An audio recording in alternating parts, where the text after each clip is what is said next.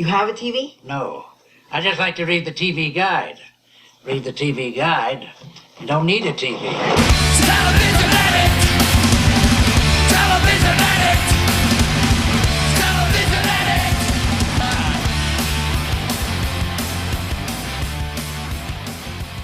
Hey everybody, welcome. It's time for a brand new edition of TV Guidance Counselor. I am, as always, Ken Reed, still here in lockdown at Reed Manor here in the Fortress, slowly losing what little was left of my mind, but I am committed to giving you a new episode of TV Guidance Counselor each and every week, and this is the show in which we discuss the difficult viewing choices of our collective past using issues of TV Guide magazine from my personal collection, and we are in the lockdown sessions, the quarantine sessions, the global pandemic apocalyptic sessions, in which I am doing these episodes remotely, but I am getting better at them. Believe it or not, although I've done 450-ish episodes of this show, it was a learning curve, and still is, for me to be able to do the show remotely. I have weird phone phobia, and even doing this FaceTime, I don't use FaceTime, but face-to-face via the computer, it's still difficult for me to do the show, or just audio even, and I'm getting better at it. I don't know why, for some strange reason, I have no problem talking to people face-to-face, but I get sort of weirded out when I'm doing it just on voice, but I'm getting over it. I'm working on it. And maybe it's just me. Maybe I don't know what's wrong with me. But if you have that, let me know. If you have some coping mechanisms, you can email me at tvguidancecounselor@gmail.com or ken@icanread.com. icanread.com is also still my stand-up comedy page, although nobody's doing stand-up comedy now.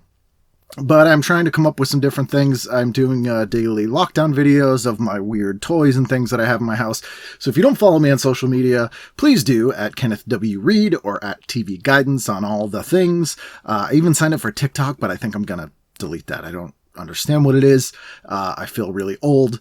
I turn 40 next month on the 28th of June, and I'm thinking that I'm just going to pretend it's my second 39th, skip to 2021 and celebrate my 40th next year, if we make it till then. But I don't want to get grim, because I love this episode. This is so fun. It's a long one, and I am very happy about that, because it's great from beginning to end. My guest this week is film critic and all-around good dude, Scott Weinberg. I also have figured out the technical side of doing these remote episodes, so I probably could have released this and told you it was in person and you wouldn't have even known, but I'm pulling back the curtain.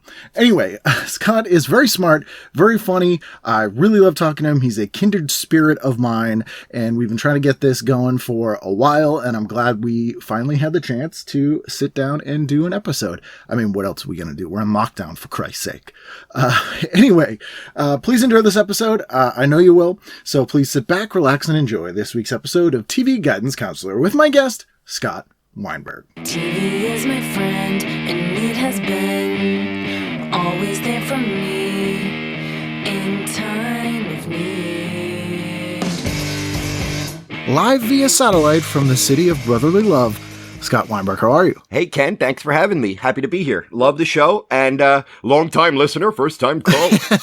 Well, calling in from the great state of Philadelphia, which is not a state. It's a city. It's a city. I always like Philly because it reminds me of Gotham City in a weird way. Oh, well, I'll take it. It's got some Gothic architecture. It's got some massive buildings, and it's got some crime. So I guess it does have something in common with Gotham. But I'll take it. That's a compliment. I am a huge, I'm madly in love with my hometown. I lived in Austin a couple times off and on, and I keep coming back here. I think it's the best city in the country. I mean, it's eclectic. It's got very diverse. It's got, if you're broke, you can make a living. If you're wealthy, there's plenty to do here. It's a very, I think it's a quintessentially American city. I love it here. I almost moved there when I was like 19 or 20, because when I was in punk bands, we used to play in Philly a lot, and there was a lot of Philly bands we would play with. And you could rent like an entire Victorian house for like $400 a month. Think about like things that everybody like are popular in Philly. You say Philly, people go, great music town. Yup. Great boxing town. Yup. Great food town. Yup. I mean, Yeah. It's got a lot. It's not a giant movie town, although we do have obviously Rocky and some other iconic movies. But Right. I wish that there were more productions here. I get so excited when I see a big movie that was shot in Philly. And the only town I know of with an entire building-sized mural of Larry Fine from the Three Stooges. Yup, and I'll throw a shout out to my good friend Josh Goldblum, who is a blood relative of Larry Fine. Is he really? Yeah, he's on Cinepocalypse on Twitter. Oh, okay. And I'm not exactly sure. I think he's like a great nephew. Okay. To that effect, but he is definitely blood related to Larry Fine. And for the first year and a half that I knew Josh, that was pretty much all we talked about. Does he have a similar voice? He does not. He's very punk rock, very punk rock dude. And, but funny. Not exactly physical pratfall funny, but he's a funny guy. And Larry is always my favorite stooge, obviously. When I had Billy West on, Billy based his Stimpy voice on Larry Fine. And oh, really? Yeah, completely Larry Fine. And he was saying that Larry Fine was in like the old actors' home in Los Angeles, which is a real place. And Billy just called him up one day. And he's like, can I speak to Larry Fine? And he's like, hello? And he's like, oh, I'm a big fan. He's like, come on over. Oh my God, that's amazing! Because you could do that sitting with a demigod. Yeah, that voice is great, and Billy West is amazing. My favorite Billy West will always be Philip J. Fry. Yes. When Fry says, "I understood the word hat," he says it. I know it's out of context; it makes no sense. But in the episode, he says, "I understood the word hat." And I fell in love with Philip Fry. He's yelling at a super smart monkey. Oh, yeah. And he says, I understood the word hat. I don't know why that line is so funny to me, and I'm not going to repeat it again. But Billy, that's the closest to Billy's actual voice. Like, that's pretty much... Billy is a genius. I get happy when I just see the Honey Nut Cheerios commercials. I'm like, Billy, it's just a little bit of Billy. He's the red M&M. Is there a show, before we dive into the guide there, which I think I got, what is it, 1978 I think I gave you? No, you sent me 81. 81. It's Ed Asner on the cover, right? Yep, with the lovely, beautiful Ed Asner, who is always 58. Yep. Never older, never younger. He's got Wilfred Brimley syndrome. Yep. But that's such a great thing for a character actor, though. Oh, yeah. You know, when you can retain that face for so many years. And when Max von Sydow passed away recently, I tweeted that I thought when he was young, he looked old. And when he got very old, he felt youthful. Oh, absolutely. It's also the Patrick Stewart phenomenon. There's just certain people that have that thing. Because you probably know better than I do, but in Cocoon, I think Wilfred Brimley's like 45 years old. Yeah, he might even be younger than that. And he just has that not just the look, but the authoritative, friendly, fatherly kind of attitude that feels older than it is. He could be 35, but he feels 50. Yeah, like he's standing next to Hume Cronin, and they seem the same age to me. Wilfred Brimley in The Thing. Yeah. He's the same age as most of those guys, but he looks like everyone's dad. He's probably younger than Kurt Russell in that movie, which would be completely fucked up. Be funny. I don't think it's true, but no, he's always younger. And that's the beautiful thing is when you get to be like 78, 80 years old, and you're like, God, I've been watching Ed Asner forever. And it's like, it just feels that way. And I love that Ed Asner's still around, and he's a wonderful presence on Twitter. He cracks me up. Oh, yeah. And he still pops up and stuff. He was in The Good Fight. He was in Doom Patrol this year. Like, he's in Cobra. Oh, I haven't seen that. Was that any good? Oh, Doom Patrol's amazing. It's one of the best shows I've seen in the last 2 years. I've gotten a few random recommendations of it, but there's so much to watch. It's great nowadays. I'm a huge comics fan anyway, and I love the Doom Patrol comic, and it might be one of the best comic adaptations I've ever seen. I think it holds up with Watchmen, the TV series from this year. That's also excellent. See, I thought the Watchmen series on HBO was excellent. You'll like Doom Patrol then. Different flavor, but I think just as good. Brendan Fraser's amazing, but yeah, Ed Asner shows up in that. Yeah, you know what? I might start it tonight because I adore Brendan Fraser. I love that guy. Always thought he was underrated, and he definitely we watched him improve as an actor throughout his career. In Encino Man, he's a likable lunk, and then you look at him 5, 8, 12 years later, and he's holding his own against Shakespearean level actors, and I've always liked. Yeah, you talking about George of the Jungle? Yeah, dude, Jungle is fun. It is fun, but like School Ties, Gods and Monsters, Gods stuff and like Monsters. That. Yeah, he's amazing in. Is it With Honors? He's in. Yep. Gosh, there's a deep dive. I mean, he's just great, and he uses his entire range in Doom Patrol from comedy to heartbreak, and he's just great in it. And that's obviously that's the DC property. I know very little about. when I was growing up, I was 98% movies and 2% Mad Magazine. And that meant that I only read comic books like if I was at a buddy's house and he happened to have a good one. So whereas I love superhero adaptations, especially when they're really good. Like I like most of the Marvel movies. I like a good number of the DC movies, and TV shows.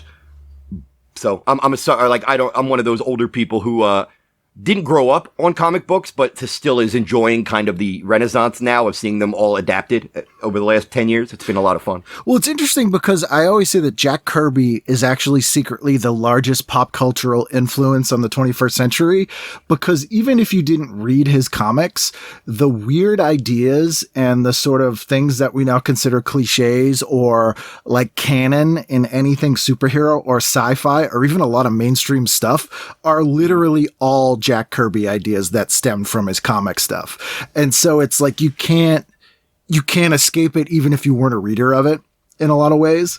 And that's when comic book adaptations started getting really great, when they embraced Jack Kirby, not financially. Right. I mean, I grew up, I was born in late 71. So I grew up, to me, the ultimate superhero movie for most of my childhood was Superman or Superman 2. Yeah. And and then I was like, 17 or 18 when Burton's Batman hit. And so, you think you're, that's not your childhood at the time. You don't think that's your childhood. Then when Blade hit, and then Blade kind of opened the door for Marvel, DC, and other studios to just be like, whoa, there's actual money to be made in superheroes now because we have the technology. These movies, we would have gotten them all in the 80s if we had digital technology in the 80s. Oh, absolutely. The only reason we never got a half-decent Spider-Man movie in 1987 is because we didn't have the technology to do it. Writers, we had the actors, we just didn't have digital technology. Although, did you ever read the James Cameron Spider-Man script? Years ago. It's not great. Yeah. I reread it after the movies came out because I kind of had the same idea where I'm like, oh man, imagine if they just filmed this script. And I was like, oh, maybe not. But yeah, I think valid. James Cameron, I could be wrong, but I think James Cameron is the guy where 99% of the problems in his scripts are worked out because he rewrites as he goes and cuts as he's directing. And right. You know what I mean? So I don't think that an early draft of anything James Cameron does is ever going to represent what it might have been on the screen. You know what I mean? Right. But that kind of stuff is still fascinating to read, obviously. I mean, the thing, and this will tie into TV in a moment. You may agree or disagree with me on this, but, for the most part, mainstream movies, which I guess is almost all we have now, because there aren't so many indie movies. I feel like there isn't as many anymore, but mainstream movies have just become essentially 70s and 80s exploitation movies with gigantic budgets, and they're almost amusement park ride versions of 70s exploitation movies. Yeah. I mean, it's like Roger Corman had says in years past. At one point, Hollywood made Hollywood movies, and they made people like Roger Corman and Sam Markov and those guys that they made B movies. And then Jaws and Star Wars came along, and those are, for lack of a better term, they're B movies. They're not like important films. They're popcorn, and they're amazing, but they're entertainment. They're escapism. So once Jaws and Star Wars hit, somebody like Roger Corman says, "Wait, we've been doing this for 30 years." Right. Now all of a sudden, the studios have realized that there's money to be made in B movies, and you're right. The vast majority of what we get now are genre. Very little in the realm of, let's say, social issue drama. Right, like or dramas. in the Heart or something like that. They're not as common as they used to be. There's no ordinary people. Ordinary people. Those movies are not gone, but much more scarce than they used to be. Although one could say they're still out there. We just have to find them because there are so many film services. There are so many cable channels and streaming services that there are really interesting, heartfelt family dramas out there, but they get lost amidst the sea of so much content.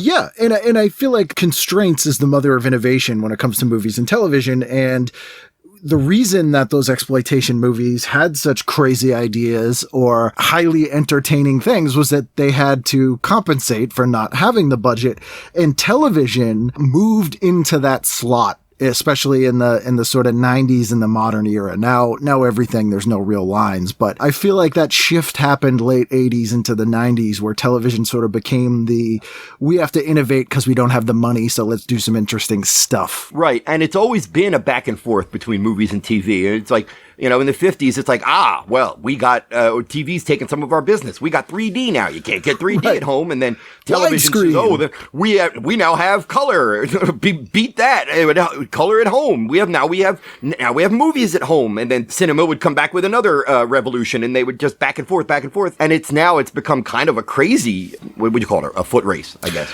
Do you still go see the movies well, obviously not right now because no one's going anywhere. But yeah. Oh yeah. There's nothing, even if I'm going to see something by myself because I'm reviewing it, even if I'm just seeing it with a half full crowd of considerate people, I have a real bad trigger finger for people who are shitty in movie theaters. Oh, same. I truly do. And I don't mean it to be confrontational, and I don't mean it to be like, I'm better than you. But if I paid $12 and I want to really see a horror movie on opening night, you better shut up and turn your freaking phone off. Yeah, why do they pay money to go not do the thing they paid to? I don't understand it. I think it's a kind of a social thing, which is, weekend night, we go to a movie, period. That's what we do. If I happen to chat with you throughout half the movie or take some phone calls, then so be it. Whereas for me, it's like, underwater. I can't wait to see this. Yeah. Yeah. I mean, I literally stopped going to theaters because of that, because I had gotten literal physical confrontations with people because I'm from Boston. One kid, when I saw I think it was Batman, The Dark Knight, I stole this kid's shoes because he tried to kick me at a IMAX theater. But anyway, that's a whole other story. It really is such a weird psychological thing, too, because if I was in line at a bank, and I was on my phone, and I was talking loud, and somebody in front of me said, would you mind keeping your voice down? I would look at her or him and say, oh, sorry. But in the dark, we get so defensive. If I turned around to somebody and said, God, could you please keep it down? I'm trying to hear the movie. People almost invariably come back with, dude, shut the fuck up, man. Yeah. Shut up, dude. And we got lots of people with attitude in Philly. Lots. I never noticed. Yeah. And, and then I would immediately be like, I'm not trying to make trouble, man. I'm just trying to hear the movie. But they still get so defensive. So it's like, you really can't win. Yeah. So I end up watching so much stuff at home. And before we started recording here, you were saying that you specifically remembered the importance of TV Guide because they have the movie section. Yeah. There was that one page, usually by Judith Crist, and it would be, the movies that are on this week. And that would include both, network premieres of Hollywood films and TV movies. And to me, they were, virtually the same when I was a kid, like who cared? If it was a TV movie or a movie that played in theaters last year, it didn't really matter to me. If it was especially any kind of genre film, anything, action, fine, but I mainly wanted outer space and or scary. Yeah. That was all my bread and butter as a kid. I just wanted horror movies all the time. All day. Which made for TV movies, the horror movies they made in the 70s and 80s are outstandingly entertaining. There were some good ones, but living through it throughout like the late 80s and late 70s and most of the 80s, they were a lot more few and far between. Like Dark Knight of the Scarecrow was not a commonplace event. No, but you had, Salem's Lot, you had Don't Be Afraid of the Dark, you had Trilogy of Terror. Don't Go to Sleep. Don't Go to Sleep with the pizza cutter and that poor iguana that gets killed. The iguana gives Ruth Gordon a heart attack in bed, I think. Yes. Which sounds like a weird setup for a really esoteric joke. Oh my God. We could do a side episode just on, say it, 70s and 80s made for TV horror films. I mean, Wes Craven made 4 of them. Yep. And Spielberg did some. Yep. What about Carpenter? Frank Darabont. The Intruder Within was one that I always loved. It was kind of an alien ripoff that took place on an oil rig. Oh, yeah. I believe it was Greg Evigan. I'm not positive. I think it is Greg Evigan. There's also one called Goliath Sleeps, I think, with Christopher Lee in it. That's really weird. Goliath Awaits. Goliath Awaits. That's it. Yes. And then, I saw one, and it was a repeat from mid 70s. I would have been way too young to see it, but it was rerun in the 80s. It was like a Rosemary's Baby knockoff with Barbara Eden. Oh, weird. Yeah, like The Stranger Inside Me or something like that. Yeah. So many of those are available on streaming now on Prime and YouTube free of charge. That's true. And it's funny, we always look at companies like Asylum and other companies who see a big movie coming, and they are going to make their own kind of, call it knockoff, to be, I don't mean that in a negative way, but, call it a copy. We're going to ride the wave of Titanic and do Titanic 2. And But if you were to look at all the TV movies that played back then, it was like, that's what they were doing. If there was Star Wars, then 7 months later, there was going to be a Star Wars ripoff on ABC or CBS. Absolutely. And it would end up being, maybe it'd go to series and you get Battlestar Galactica, but sometimes you get Otherworld or something like how many, how many off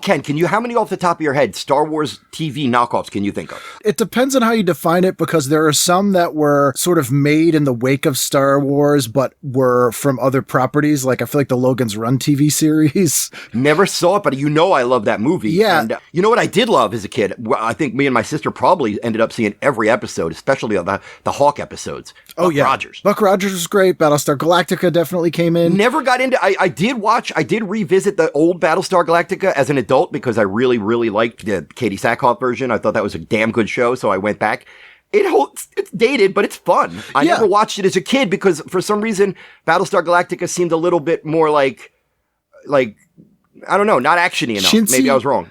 It seemed space opera-y, but then you also had a Filmation made some really weird live action kids Saturday morning ripoffs of Star Wars, like Space Academy and Arc 2, and just these really bizarre ones that were very strange. The networks kind of stayed away from them, I think, because of the cost involved. Yeah, I was just going to say, you could see anybody ripping off Fast Times at Ridgemont High with 12 different sitcoms because that's not expensive, but to even rip off Star Wars relatively cheaply is still expensive. Well, yeah, if you look at V, which is one of my all-time favorite miniseries. Yeah, the original V is fantastic. It's amazing. And even the final battle is pretty good, but when they went to a weekly series, all they had were the special effects shot from the original movie. TV movie, and they just kept reusing the same shots over and over again, and because it was film, every time they used it the shot would degrade. God. By like episode 12 you have this super grainy dark footage of a spaceship that's looks like it's been run through a mud flap. That's awful. But let me just backtrack real quick. We Steven and I recently covered Logan's Run, the movie, on our podcast, Plug Science versus Fiction. Yep. And I love Logan's Run, but boy, it is dated in so many ways. It is dated in effects. It is dated in sexual politics. Oh, yeah. It is dated in so many ways, but I still love the premise. Yeah. Does the TV series have any merit? No, because what happens is, because and we could do a whole episode on TV series spun off from movies, but almost all of them have this problem. And the problem is that one of the things that makes a great movie great is the plot, and the plot is resolved with a beginning, middle, and an end. A movie is the 3-act structure. Exactly. By definition, you're getting an ending. Exactly. And when you remove exactly that, you miss what most of the series is about. Man. So what ends up happening... You nailed why I have so many problems with, like, for example, a show like Lost. Yeah. I'm going to go off on a rant here for a second, and I apologize to anybody who loves Lost or similar shows. You and I are the producers. We go to NBC with a concept like Lost, and they go, yeah, we're going to make that. And we're elated. And we have like a 3-act structure. And we could even extend it to 2 or 3 seasons, but we have an ending in mind. But then the worst thing that ever could happen happens. And the show is a smash hit. Mm-hmm. So now you got to take Act 3 and literally shred it. It doesn't exist anymore. And now instead of Act 3, you're just extending Act 2 for several years. You're just treading water. That's not interesting. I want a movie, even if it's a long movie, I want to know that I'm getting some form of a satisfying ending. But then the problem you have with that is, so Fringe is absolutely one of my all-time favorite shows. And that was created by the people who all came from Lost, and they attempted to learn their lesson from Lost. So what they did was they wrote out a 5-season arc, and it was very meticulously plotted. And the problem was that the first season was intentionally slow because it mirrored season, or was intended to mirror season 4, but people didn't watch the show because they thought it was boring, and the show almost got canceled. So then they had to compress 3 seasons of plans into 4 episodes to kickstart the plot. Right. And these are problems that, of course you have this in the film industry as well, but not quite that, you'll have rewrites and this scene needs to be shorter, or we need to extend this character interplay a little bit. That all makes sense. But when it's just, well, your ending is great, but we're being renewed. So scrap it. Forget your ending. And now you and your team of writers, and it's, for them, it's all great. You're working for another year. God bless you. But for the sake of the story, it's not always great. Yeah, and even the shows that are given an ending, so a show like Chuck, which I enjoyed, they were told they were canceled far enough in advance for them to come up with a satisfying ending. The problem was that happened to them 3 seasons in a row, and the finale got such good ratings that the network renewed the series, and they're like, but we ended it, and they're like, well, too bad. It's back, and now they gotta undo it. It's insanity. I never even knew that. That's fascinating, because even when you do plan ahead and come up with a good ending, because your audience deserves an ending, okay? Yeah. Even if you happen to be surprised and you have to cook something up in a year, your audience, and I think most writers would agree, your audience deserves some kind of closure, even if it's not a perfect ending. Mm-hmm. And then to be, and it's just ironic that they did come up with a good ending, and then we're told, yeah, it's not your ending. Well, I don't know if you ever watched the show Sledgehammer. David Rash, yeah. Yes, which is a great show. But when they were doing that show, they knew they were going to get canceled after the first season. So the final episode of the first season, there's an A-bomb that goes off and kills everybody. And then they renewed the show. And so what they did was season 2 was renamed Sledgehammer: The Early Years. Oh, God. But, you even wonder, that show is exactly like the tone of Police Squad. So why even bother with the explanation? Yeah. You could just have season 2 open with Sledgehammer wiping dust out of his hair and going, oh, that hurt. Yeah. Yeah. And I think, almost every Does that hold up, Ken? Should I revisit Sledgehammer? I haven't seen it 30 years. I do like Sledgehammer a lot. It's only 2 seasons, so because Police Squad definitely does. Police Squad's great, and they actually just released Police Squad on Blu-ray, and they look amazing. Oh, great! But I think Police Squad has the all-time funniest joke in the history of the world. You remember what it is? No, what is it? Who are you, and how did you get in here? No, I'm a locksmith, and I'm a locksmith. Oh. But I mean, again, Joe Dante directed almost every episode of Police Squad. Oh, yeah. Yep. You're talking to a guy whose Twitter icon, Twitter image is the Airplane poster. Yeah. I adore Airplane, Top Secret, Naked Gun, to a lesser degree, Hot Shots, and almost anything of before, like the Date movie and Epic movie guys came along and destroyed the spoof movie. Even stuff like Loaded Weapon 1 and Fatal Instinct. The Big Bus. Yeah. Well, I'm sorry. Which one? The Big Bus. Did you ever see that? Yeah, Big Bus. Wow, you just went ancient. That's like, dude, that's pre-Airplane. That's like, if you wanted to do this kind of satire pre-Airplane, you'd have to go back, obviously, besides Mel Brooks, you'd have to do like John Goldfarb, Please Come Home, last remake of Beau Geste. Remember those? Oh, yeah. But it's to your point where you were doing movies in Mad Magazine. Those movies are Mad Magazine. Yeah. They're exactly that. But I think that that kind of comedy, that rapid fire, super broad genre satire, all the films I mentioned, it looks easy. Yeah. Like Airplane looks easy, which is why the guys who made Date movie and Epic movie and Meet the Spartans were able to make money churning out 12 different junk piles. Yeah. Because references aren't jokes. Don't get me started on that. A reference is not only is a reference not a joke, but it's often an anti-joke because a reference only has a short shelf life. Yeah. You're going to make a joke about like, Paris Hilton, a specific Paris Hilton joke. It's only going to have a shelf life of a year. Which is Airplane has very few of those jokes. Airplane, I mean, there's a handful that I could see young people going like, oh, he always drinks coffee at home, never asks for a second cup at home. Oh, it must have been an old TV commercial. But that's only a couple of moments in Airplane. Yeah. The jokes in Airplane belong to the movie, not pop culture. Yeah, and Sledgehammer holds up in that way because it's not, it's a sort of a character parody, and it's a broad sort of cartoonish look at things, almost like the way I rewatch SCTV, where they are doing specific pop culture parodies, but they almost don't matter. And so that works for me. And to me, the biggest problem with TV series based on movies is 99 times out of 100, the plot or the structure they revert to is The Fugitive.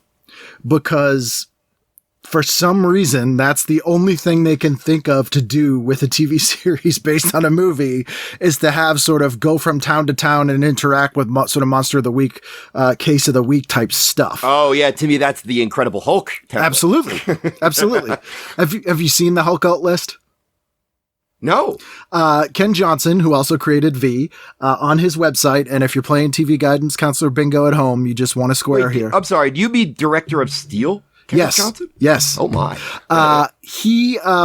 He created Incredible Hulk, and someone had put together a list that they sent to him where they went through every episode of Incredible Hulk and just wrote one sentence of what made David Banner Hulk out.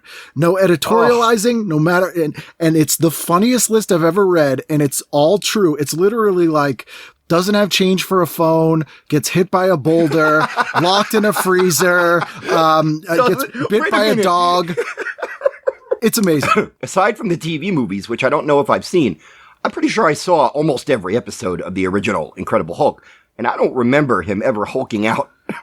In a phone booth? Not having change for a payphone. Oh, that's a real one. He's trying to call someone to warn them, and the operator goes, please deposit another 25 cents. And he goes, I don't have 25 cents! And then, like, hulks out into, like, explodes it's amazing. Yeah. You know what? Not only am I going to check that out, but what you know could be fun is before you check out a list like that, write down like 20 different ones that you think it could be. Like, oh, missed a flight. Yep. Stuck in traffic. The girl at Burger King put onions on it when I said no onions. There's a lot of bulldozers. A lot of bulldozers. Yeah. And then see how many of them you could get right. I'm in line at the DMV. I didn't tape a show correctly. Oh, I missed the last 5 minutes of Survivor. Yeah. So that format never works, but for shows that I feel like the best shows based off movies, something like MASH, those work because the plot is completely inconsequential to the movie. It's a character movie. Yes. Oh, yeah. And in you're a critic. In critics' terms, it's if you're going to turn a movie into a TV show, you want character-based. You don't want plot-based because plot-based is you're going to run out of plot in like 4 episodes. Plus, you already had covered the plot. It's in the movie. Yeah. Which is why shows like Ferris Bueller's Day Off and Adventures in Babysitting, which didn't make it past the pilot, but Ferris Bueller's Day Off made as a whole, a series, 1 season, they're terrible. You know what's the good version of the Ferris Bueller TV show? Parker Lewis Can't Lose. Parker Lewis Can't Lose. That show cracked me up. It's great. I have very fond memories of that show, and I'm afraid to revisit it. I would say revisit it. That's one of those shows, to your point about Logan's Run, in that it's so incredibly dated, it's actually part of what makes it great.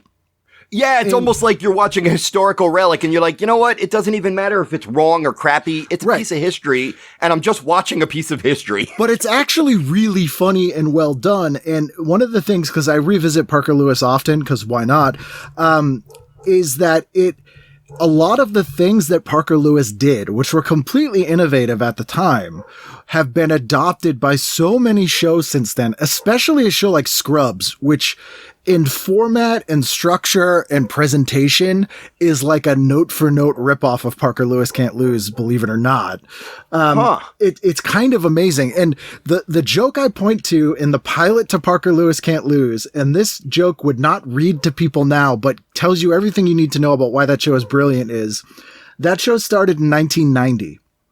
And in the first episode, there's a high school dance, and the theme of the dance is Remember the 80s. That is funny. Now, who wrote that? Do you know off the top of your head? It was Lon Diamond and Lou. I forget the other guy's name now. Okay. But they were... that and It's Your Move were my favorite rascal teenager movies. Oh, yeah. Shows. It's Your Move. Loved It's Your Move. It's Your Move doesn't hold up quite as well, except for the Dregs of Humanity 2-parter. But but Jason Bateman is very charming in it. Have you ever seen the made-for-TV movie with Jason Bateman where he plays a spy kid? No, not off the top of my head. I think I saw the one where he went to a summer camp. Oh, yeah. This one, what the hell is it called? It's called like Hard Target or something like that.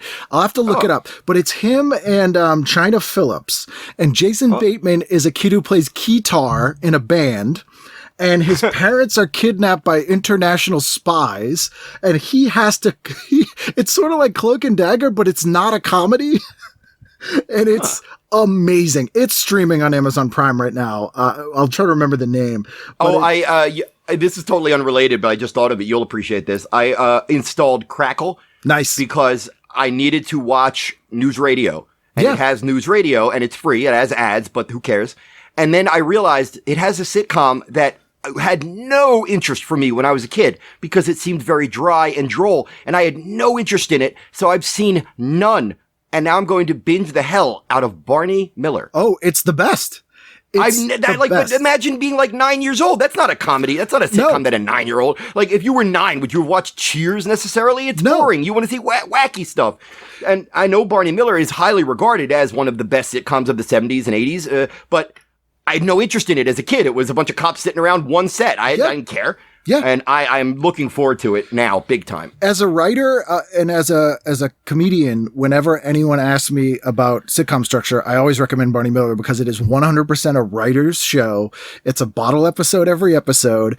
I've seen every episode of Barney Miller several times. There's over 200 episodes. Isn't that every sitcom, though, from the 70s and 80s, Ken? Is there any continuity? Like, isn't every Jefferson's a bottle episode? Every not so Laverne and Shirley? Yes, well, bottle episode in that it's one location.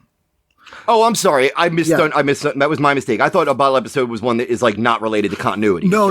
Because Barney Miller is weirdly one of the strongest continuity shows of the 70s. Like characters have arcs. They evolve. It's very smart and so a bottle episode is a single set, not necessarily just a standalone episode. Correct. And there would always be usually one bottle episode per season because of budgetary reasons. So one of the things I learned since doing this show and having a lot of writers and producers of 70s and 80s shows on was that the clip show and the bottle episode were usually because they wanted to go big on another episode in the season. Right. They wanted to spend some money to take the Brady Bunch to Hawaii earlier in the season. Exactly. And the networks would not budget per episode. They gave them a budget for the season. And you have to have so many episodes for that budget. However you want to use that, you can, but they could move them around. So that's why we got bottle episodes. Again, innovation tends to be the mother of some great things because some bottle episodes are just fantastic because you have to do character. You know, you're locked in an elevator. And plus, those are often a lot of fun. You know, ones that are just, the gang is stuck at Cheers overnight and can't leave. Yeah. That's fun. I mean, especially if it's a well-written episode, you know. One of the best Seinfeld episodes is when they're waiting for their table at the Chinese restaurant. And that is a quintessential When George says, I still quote, "We are living in a society." Yes. What a great line that is. I feel that so hard sometimes where it's like somebody does something selfish but minor. Yeah. Like, I understand we're selfish creatures in most cases. I get that. But it's like, I let people get in front of me at line all the time. It's like, why do you gotta be such a dick? We're all neighbors. Yeah. We live in a society. Yeah. We're not just floating on islands. Yes. But that stuff I love. And let's jump in because I'll bother you all day. I was just about to ask you to rattle off like stuff for your listeners. Like, what's Delta House, Ken? Oh, Delta House is the spinoff of Animal House. And how terrible is it? And what about it is interesting? It's really bad. I think it was only 7 episodes. And frankly, and people hate that I admit this, but I was never a big Animal House fan anyway. But it is the first screen presence of Michelle Pfeiffer. I think it's the very first thing she did. And it's just not good. It's not good. How is the Blue Thunder television show? Blue Thunder. The film is quite good. The movie, not good. And Blue Thunder, the TV series, was because you had Knight Rider, you had Airwolf, you had Street Hawk, you had Man and Machine. Simon and Simon. I don't know. Make it now. His name is. Yeah. Well, Simon and Simon, one of them was a scooter. But so they were like, what do we have? Let's do Blue Thunder. And it just doesn't work. It's, and I think I shocked you saying this. The Fast Times at Ridgemont High TV series, Fast Times, is incredible. It's good. It's amazing. Yeah, I'm sure I am sure I watched it back in the day, but there's nothing I remember. I remember Square Pegs, but I do not remember. Square Pegs is good. Square Pegs Yeah, no, is good. Square Pegs. I remember liking it very much. I don't know if it holds up or not, but there's a quintessentially 80s show. Oh Good yeah, Lord. it holds up. If people haven't listened to my episode with Ann Beats, who created that show, go back and listen to it. There's some fascinating stories about that and about how Lauren Michaels got that show canceled. But one of the things that doesn't work on that show are the sitcom compromises they had to make. So they wanted to do a shot on film, single cam, no laugh track dramedy, which nobody did at that time. No, nobody. Been, we look at all our favorite sitcoms now, and almost none of them use laugh tracks. But to propose it back then would have been ridiculous, insane, and it doesn't work for a show that's a single cam. Multicam shows, most of them don't have laugh tracks. They do legitimately have live audiences, but to have a single cam show with a laugh track is crazy. And so, because of that, Square Pegs isn't everything it could have been. But Fast Times, which Square Pegs was 82, Fast Times was 87. Is what Square Pegs should have been. And it is a single cam. Fast Times came 5 years after the movie? Yeah. A Wow, single cam, shot on film, no laugh track, funny, sad, really great show that only lasted 7 episodes and is in some ways better than the movie because the thing about Fast Times that's great is it's a character movie. It's vignettes and the plot doesn't matter. And so when you capture the essence of those characters, that works great in a TV series.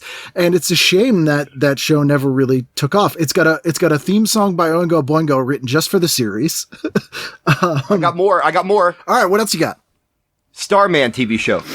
Starman TV show is not great. Again, that is the quintessential let's just do The Fugitive. Which is sort of the plot of the movie. like Robert Hayes. I've always liked Robert Hayes, and I remember catching this show a couple of times, and I loved the movie, but the show did nothing for me. Yeah, in the mid '80s, I liked everything. It's real boring. It's real boring, and obviously Robert Hayes, who you would love from Airplane, seeing him in a non-comedic role outside of Cat's Eye, no fun. Yeah, yeah. All right, I had one more. A good example. There are a lot of them that are fascinating because they're kind of obscure and bad. How about Alien Nation? Alien Nation's amazing. Yeah, that's a very good movie, and the show might be even better. It is. And again, do you know who created the Alien Nation TV series? I want to say that guy from Star Trek. Produced Star Trek. No, it's I could cheat because I have it right in front of me, but it's I won't. Ken Johnson who did The Incredible Hulk. Oh, Kenneth Johnson again! Wow. Yeah. Who I always reference as the director of Steel, but yet he made like 8 of my favorite TV shows. Yeah, and he got how to make those sci-fi shows work on a weekly basis, and he kind of learned as he went along. So, V was an improvement on the Hulk, and Alien Nation was sort of a further improvement on V. And it's great. I truly think that you and I should do a spin-off podcast that covers A, made-for-TV horror movies, and B, underrated TV shows based on films. Because it's easy to trash the bad ones, but if you could do an hour on why Fast Times is deserved to be looked at twice, you know? Absolutely. Easily. I would 100% do that. Yeah. And then there's bad ones you get, like 9 to 5 is terrible. I want to say, Valerie Curtin? Was it in the Lily Tomlin? I was just spitballing. No, it's not. It should have been, but it isn't. Who is it? I can't remember who it is now, but it's Jane Curtin? No, Jane Curtin. I'm gonna look it up. Yeah, Jane Curtin. It's gonna drive me crazy. It's someone like Mary Steenburgen or someone like that. I typed in 9 ton 5, and now it's giving me like trucks. But then, if you look at a show, Parenthood, which has been adapted for television twice, and Parenthood. I never saw it. Really like the Ron Howard film very much because I am a Steve Martin. If you could search the world and probably not find a bigger Steve Martin fan than me ever. It's great. And the original TV series is also amazing. It's got Ed Begley Jr. in the Steve Martin role. And it's I could just pick your brain on all of this. Give me 5 seconds. Just give me something on The Jerk, 2. The Jerk 2 is awful. The Jerk 2 stars, what's his name? Mark Blankfield. Mark Blankfield from Fridays. And now you are kind of the TV equivalent to me of this era. So when I hear Mark Blankfield, of course, I think Incredible Shrinking Man. Incredible Shrinking Woman. I thought you were going to say Dr. Jekyll, Jekyll and Hyde together again. Oh God, that movie probably killed his career, didn't it? I think cocaine killed his career. Fair enough. But fair enough. That he was the Chevy Chase of Fridays, I think is fair to say. And it just didn't. But he was a manic, energetic guy, whereas Chase was like laid back, right? He was like if you combined Chevy Chase with Robin Williams on a TV budget. I think, he was probably a huge coke fiend, but I think that you watch Mark Blankfield, you see some natural talent. That guy was. Oh yeah, he was great comedic talent, but I think that it's sort of the Robin Williams problem where they under-direct him. They go, okay, so then you do your thing, yada, yada, yada. Yeah, you riff for 5 minutes and we'll cut it into something genius. And it's like, no, you can't do that. And so The Jerk 2 is terrible. However, I do like Splash 2 with Amy Asbeck. Right. Oh, Amy Asbeck. I had such a crush on her. Most people know her from Problem Child or Robin Hood Men in Tights. She was the Miss John Ritter. Or Wings. Jason Ritter's. What? Wings. Oh, Wings, yeah. And Amy Asbeck, not only super, super pretty, drop dead funny. And when you're like 14 and you see that combo, oh boy. Yeah, I mean, she's unbelievably talented and funny and beautiful, and just great in things. And there's Splash 2. Then there's obviously the Revenge of the Nerds sequels that Fox did. Yep. Oh, and the Midnight Run sequels with Christopher McDonald. Yep. All right, I looked it up, and then we'll move on. I looked it up. The stars of the 9 to 5 TV series were Rachel Dennison, okay, Valerie Curtin, okay, and Rita Moreno. There you go. Yeah. Good cast. Yeah, I mean, many times the TV version of a movie comes across as a store brand.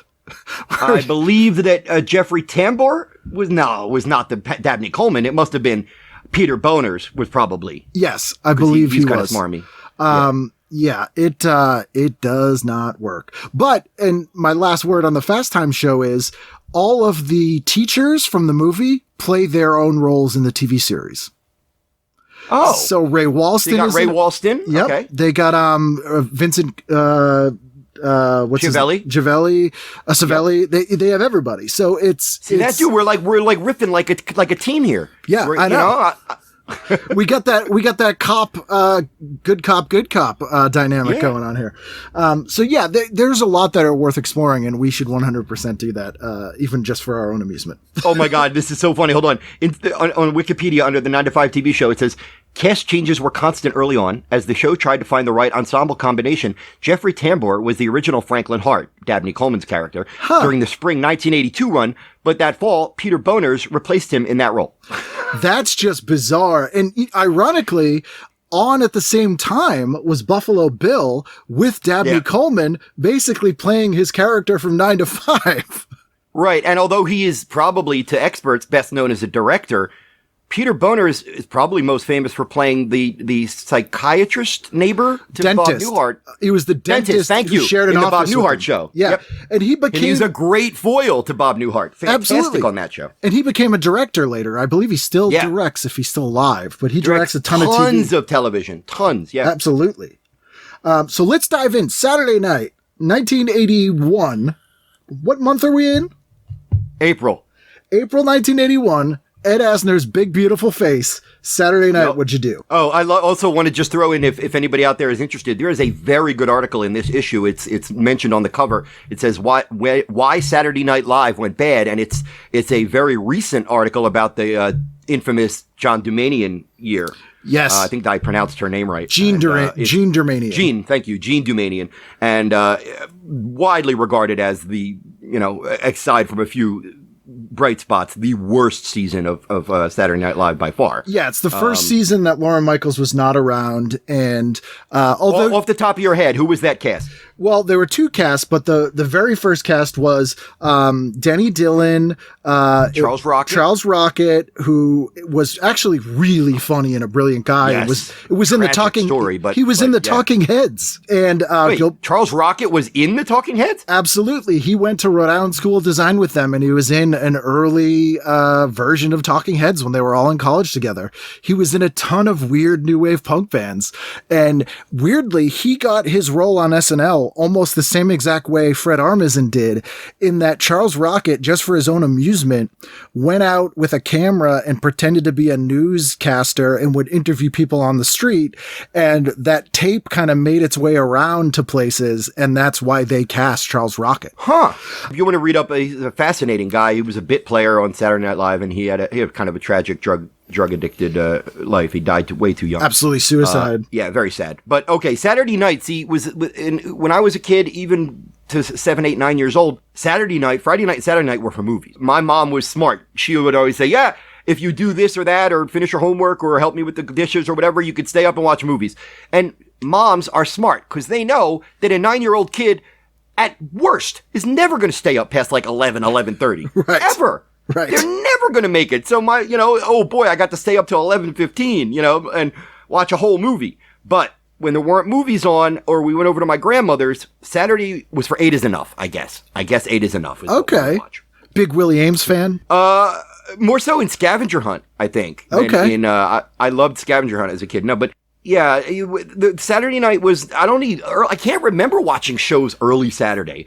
And WKRP is a show that I didn't really discover until later in life in syndication, and fell in love with it then. I don't think I would have gotten into Johnny Fever when I was 9. So yeah, Saturday 8 o'clock was either like a Disney movie on television, or we went out to the movies, or I was still out playing in my yard. But 8 is enough would probably be the 8 o'clock slot. Yeah, Saturday was sort of a weird family night. Parents would usually go out. They'd have a kid with a babysitter. All that humming and hawing was just over the 8 o'clock slot. Everything else was easy. Love Boat and Fantasy Island. 100%. Love Boat was like, it was like watching the 6 o'clock news. It was like you just did. There was no question. The Love Boat was on, especially if we went over to my grandmother's. My grandmother and grandfather adored the Love Boat. The Love Boat when it had on somebody funny, like Jimmy Walker, and I liked Fantasy Island when it had like a scary subplot, which was not common enough. Did I tell you about the show I did in Reno, Nevada in the fall? No, please do. This was the show. It was a Friday night in November in Reno, and it was me, Jimmy Walker, and the unknown comic, Murray Langston. Wow. It's amazing. This was 2019. I'm trying to think who else would. Artie Johnson, if Artie Johnson was on the Love Boat, or Paul Lind. Paul Lind was a big one. Or Phil Silver showed up a lot as Captain Stubing's father. Rip Taylor. Yes. Charo. Do you have the listing of that episode from that week? I'm curious to see who the guest stars are.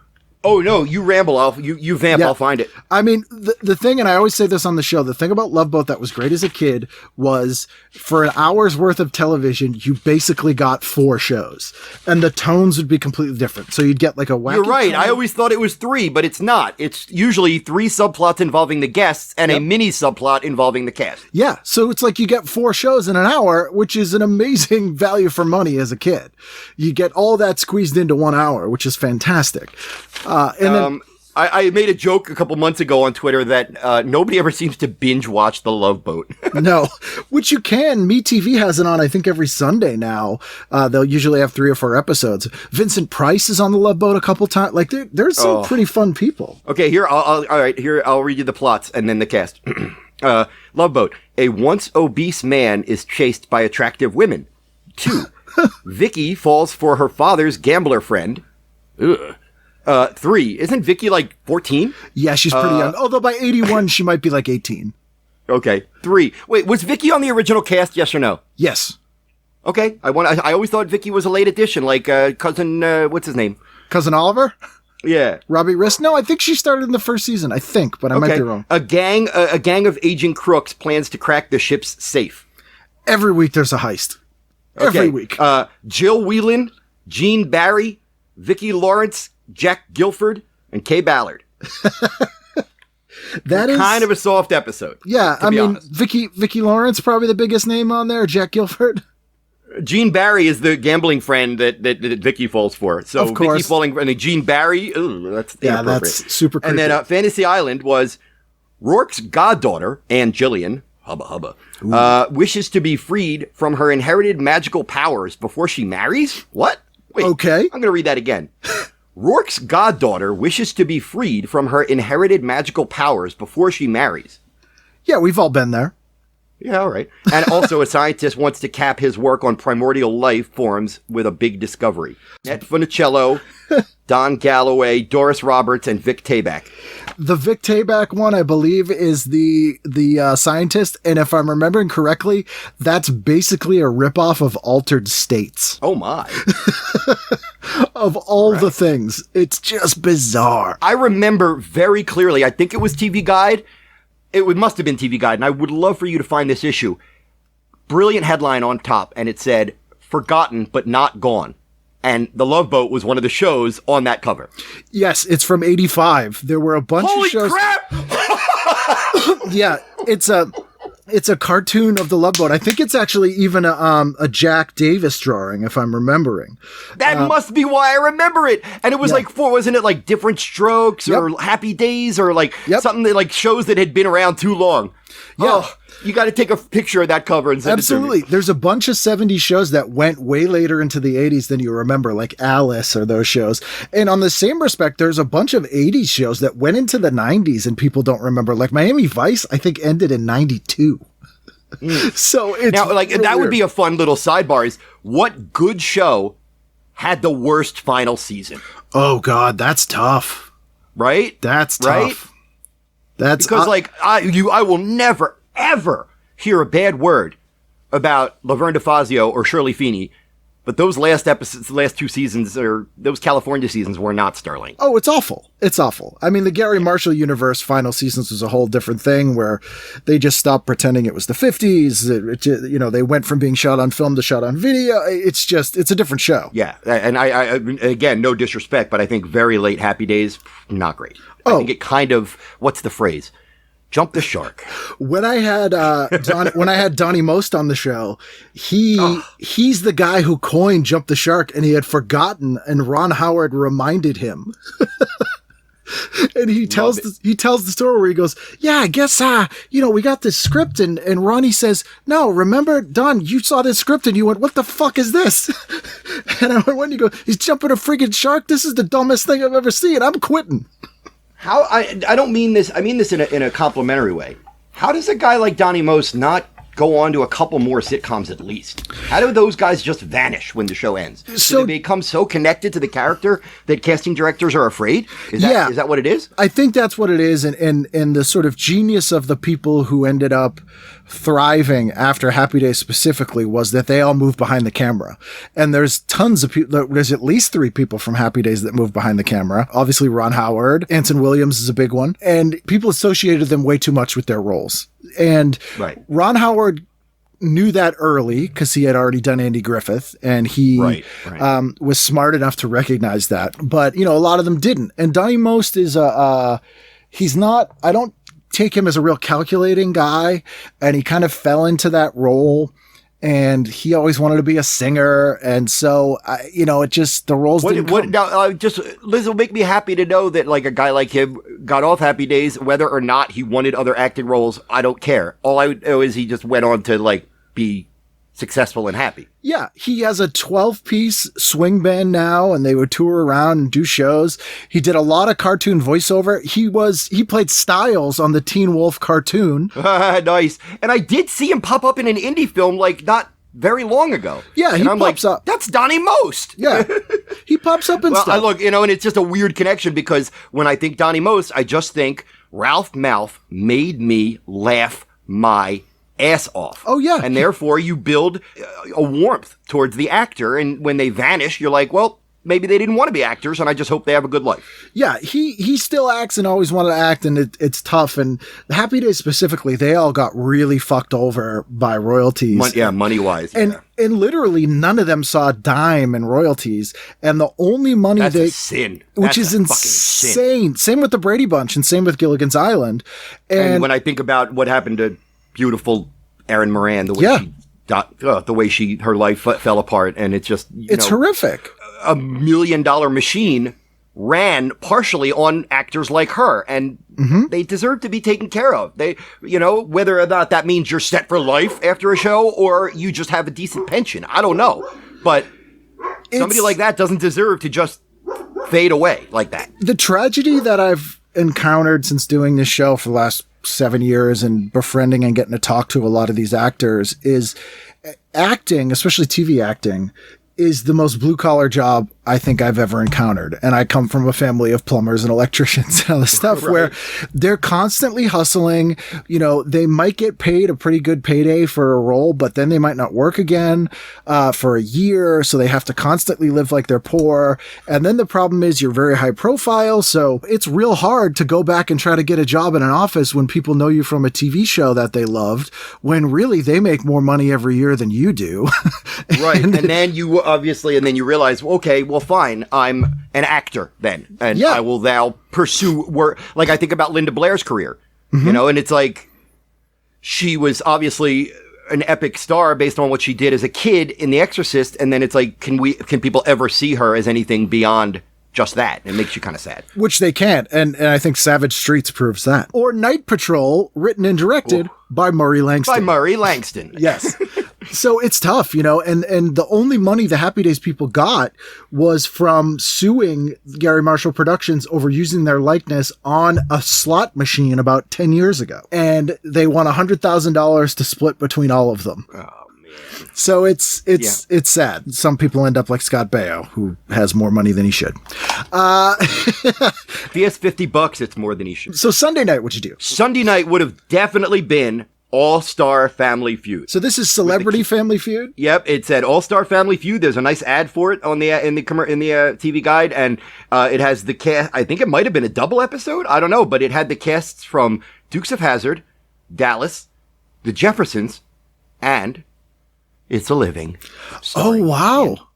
Starring Anne Jillian. Anne Jillian again. To this day, I love her. I love Anne Jillian. She's great. I've talked to her about doing the show, and she's one of those very old school Hollywood people who really, oddly doesn't like to talk about themselves very much, and doesn't like to do things like this if they're not promoting something.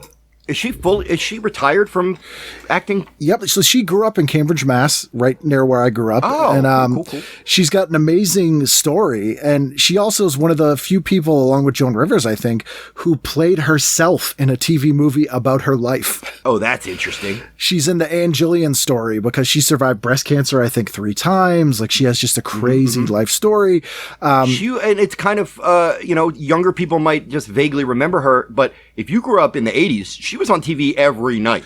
Absolutely. She was on something every night. She's huge. Every game show, every variety show. Yeah, and very likable. And it goes back to the earlier thing I said about Amy Asbeck, is when you're 10 years old and a woman is both very pretty and very funny, that's it. You're gone. She's in Mr. Mom, which I think is like the only movie role she did. And she's stunning. Lots in of that TV movie. people in that. I love Martin Mull in that. You also get Christopher Lloyd in there, Terry Garr. And Michael Keaton was a TV person at that Michael point. Keaton. And so she's great. And before It's a Living, she was in Jennifer Slept Here. Which is... She was a ghost. She was a horny Hollywood ghost who died. Holy crap. But was that before? Yes, it was before. All right. Wait, now, again, this might be your longest episode ever. No. You're not Greg Proops. Oh, nice. No, we went 3 hours. Oh, well, we can go 3 hours. All right. Explain in a very sidebar way the difference between It's and Making a Living. It's a Living was the original title of the show when it went into first run syndication. So for the first season, the show, which I believe was on NBC, I want to say, was called Making a Living. It feels CBS to me. I'm going to look it up. It may have been. I don't quite remember, but it, isn't it funny how sitcoms have a certain network feel to them? They absolutely did. They don't now, but they absolutely did. And so it was about these women who seemed old to me at the time, but are probably in their 20s. They were all waitresses in a penthouse restaurant. That was basically the whole... Right? At the Bonaventure Hotel in Los Angeles, the revolving restaurant, which is still there. Obviously, they didn't shoot it in the actual restaurant, but it's set in that restaurant, and they shot it around the Bonaventure. And I've actually revisited the show recently because it's all, again, streaming free on Prime. And the show is actually really pretty good. The relationships between the women are very real. The pilot episode is about one of them losing their virginity, and it's handled in a really interesting way. And Jillian's sort of the Blanche character, the sex pot sort of tough girl. And so it got canceled after one season. Kind of a precursor to designing women in a way. Yeah, kind of. absolutely. Yeah. She's Paul Junger. It's Paul Junger Witt, early producer. It was Ann Jillian. Season 1 was Barry Youngfellow, Gail Edwards, Marion Mercer, Wendy Shaw, Susan Sullivan, Hubba Hubba, another beautiful girl I had a crazy crush on, and Burt Remsen as Mario. Good old Burt Remsen. Yeah. And then in season 2, they added Louise Lasser and Earl Bowen, two great TV stalwarts. And then in season 3 through 6, they added Crystal Bernard, Richard Stahl, and Cheryl Lee Ralph, who I don't know. Yeah. So it was canceled, and then it was one of the first shows to go into first-run syndication. So they brought the show back as a syndicated show, and they changed the title to It's a Living, and then retitled the original first season to It's a Living, the same way that Saved by the Bell was, where that Good Morning Miss Bliss season, they sort of folded into Saved by the Bell and changed the title. And there were a couple of first-run syndication shows that had been network shows that were canceled that then went into syndication. What do you think the reason is, though, for a change like that? From It's a Living to Making a Living and then back to It's a Living. What's the that one was likely a rights issue. So because it was unusual for essentially what happens in those cases is network cancels a show, the producer says, "Hey, can I buy the show back?" And they go, "Yeah, sure, but you can't bring it to another network," which in the 70s and 80s to a TV network, that means you can't do anything with the show. They don't care about syndication. And so they just sell it individually to UHF stations. Oh, so that they sell it like that. To be the biggest in my childhood, the biggest like syndication, I guess you'd call it syndication hit, was Charles in Charge. Yes, which was because that was what, 1 or 2 seasons and then canceled and then came back, and it was on the UHF channels almost every night. That's one season. Yeah, it was one season and then went into first run syndication. And the other huge hit in that was Mama's Family, which was one season on a network, then went into first run syndication, a show that I hate. Oh, dude, I think we might be life partners because I like almost every single thing we've talked about, and I hate Mama's Family. Yeah, it's the worst. No offense to Ken Berry, Vicki Lawrence; those are great performers, but boy, do I hate the level that Mama's Family is pitched at. Ugh. I mean, I think that's why it's so bad, because you have great performers doing a terrible show. Yeah. All right. But yeah, there were a lot of those first run syndication shows that have been canceled by networks. The biggest success ever in that is Baywatch. Oh, right. Of course. NBC show, one season, got canceled. The producers said, "Hey, can we buy the series back?" NBC was like, "Yeah, take it. Have it for almost nothing." And then it literally became the biggest show in the world. Well, here's a question. What prevents, say, NBC from saying, "No, we're going to keep it and maybe we'll give it to syndication"? It depends on what their deal is when they produce the show. Yeah, who actually owns the rights. Yeah, so like a lot of people may not know, but some shows are produced by independent production companies and then they're sold to a network or essentially leased to a network. Some shows are made by the network itself. There's a lot of weird relationships. So like Fringe is an interesting example in that Fringe was airing on Fox, but I believe was a Warner Brothers show. So it was a weird thing where it was cheaper for Fox to air that show because it essentially didn't cost them anything to produce it. But Warner Brothers wanted it still on the air because if they get to a certain number, then they can go in daily syndication. So there's all these weird business iterations around, what you can do with the show once it's done that sort of dictate how they produce the show, which is really strange. Gotcha. I also, on a Sunday night, I probably also would have watched a family favorite, Those Amazing Animals. Yes, which was up there with That's Incredible and Real People. And there was one other one I thought. But no, That's Incredible. How many seasons did that run? Because in my brain, it ran for 40. It was on, I think, for 5 years. And again, not That's Incredible, but every episode of Real People is streaming for free on Amazon Prime now. And it's so weird to go back and revisit that. There's some weird stuff there. There's some stuff that you want to revisit from 30 years ago and you hope it's still good. And then there's stuff that you don't care if it's still good or not. You just want to see it for historical, reference, just to say, this is what I watched, Real People, every single week. Mm-hmm. And now can I even make it through a single episode? Probably not. It's essentially, I always say it's basically a 1979 version of YouTube, the TV series. Yeah. If we had But I remember. It was the Jack Palance hosted. Oh, Ripley's Believe It or Not, which was syndicated as well. Want to talk about a perfect host for a show? Yes. That voice. Believe it or not. How many seasons did that run? That wasn't a lot. I think that was only 3. And then they had Jack Palance's daughter took over hosting the show. Holly Palance. Yep. Yes. What was she big for? Was she an angel?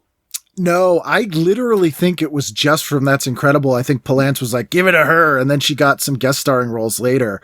Yeah, for some reason, I thought Holly Palance was maybe a late season Charlie's Angel. I don't think so, but you might be right. I'm not a huge Charlie's Angel aficionado. But yeah, there was a lot of those sort of pseudo reality shows at the time.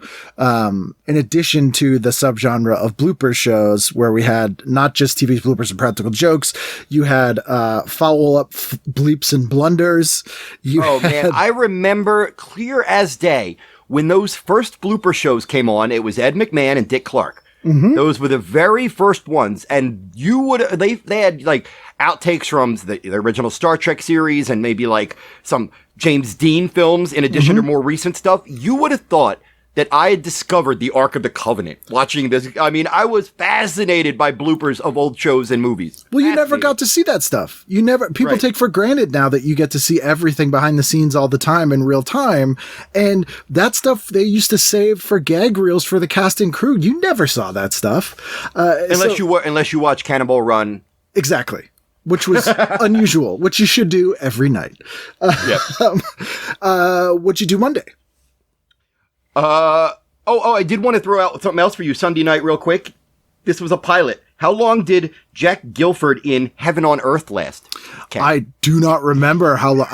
I feel like the TV Guide might say not on the fall schedule. It might have been a burned off pilot.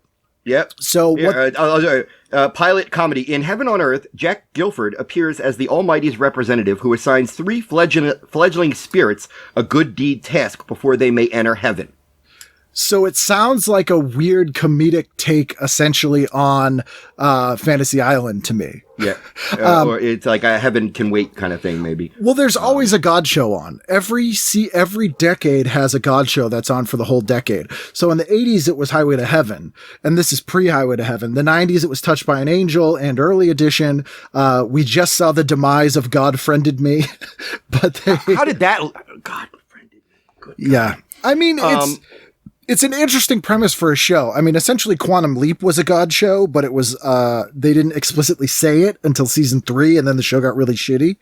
But it's that, you're on a mission from God type shows, and they're constantly trying to do this. There's a lot of God stuff on. This is an April April issue, so there's some Eastery stuff.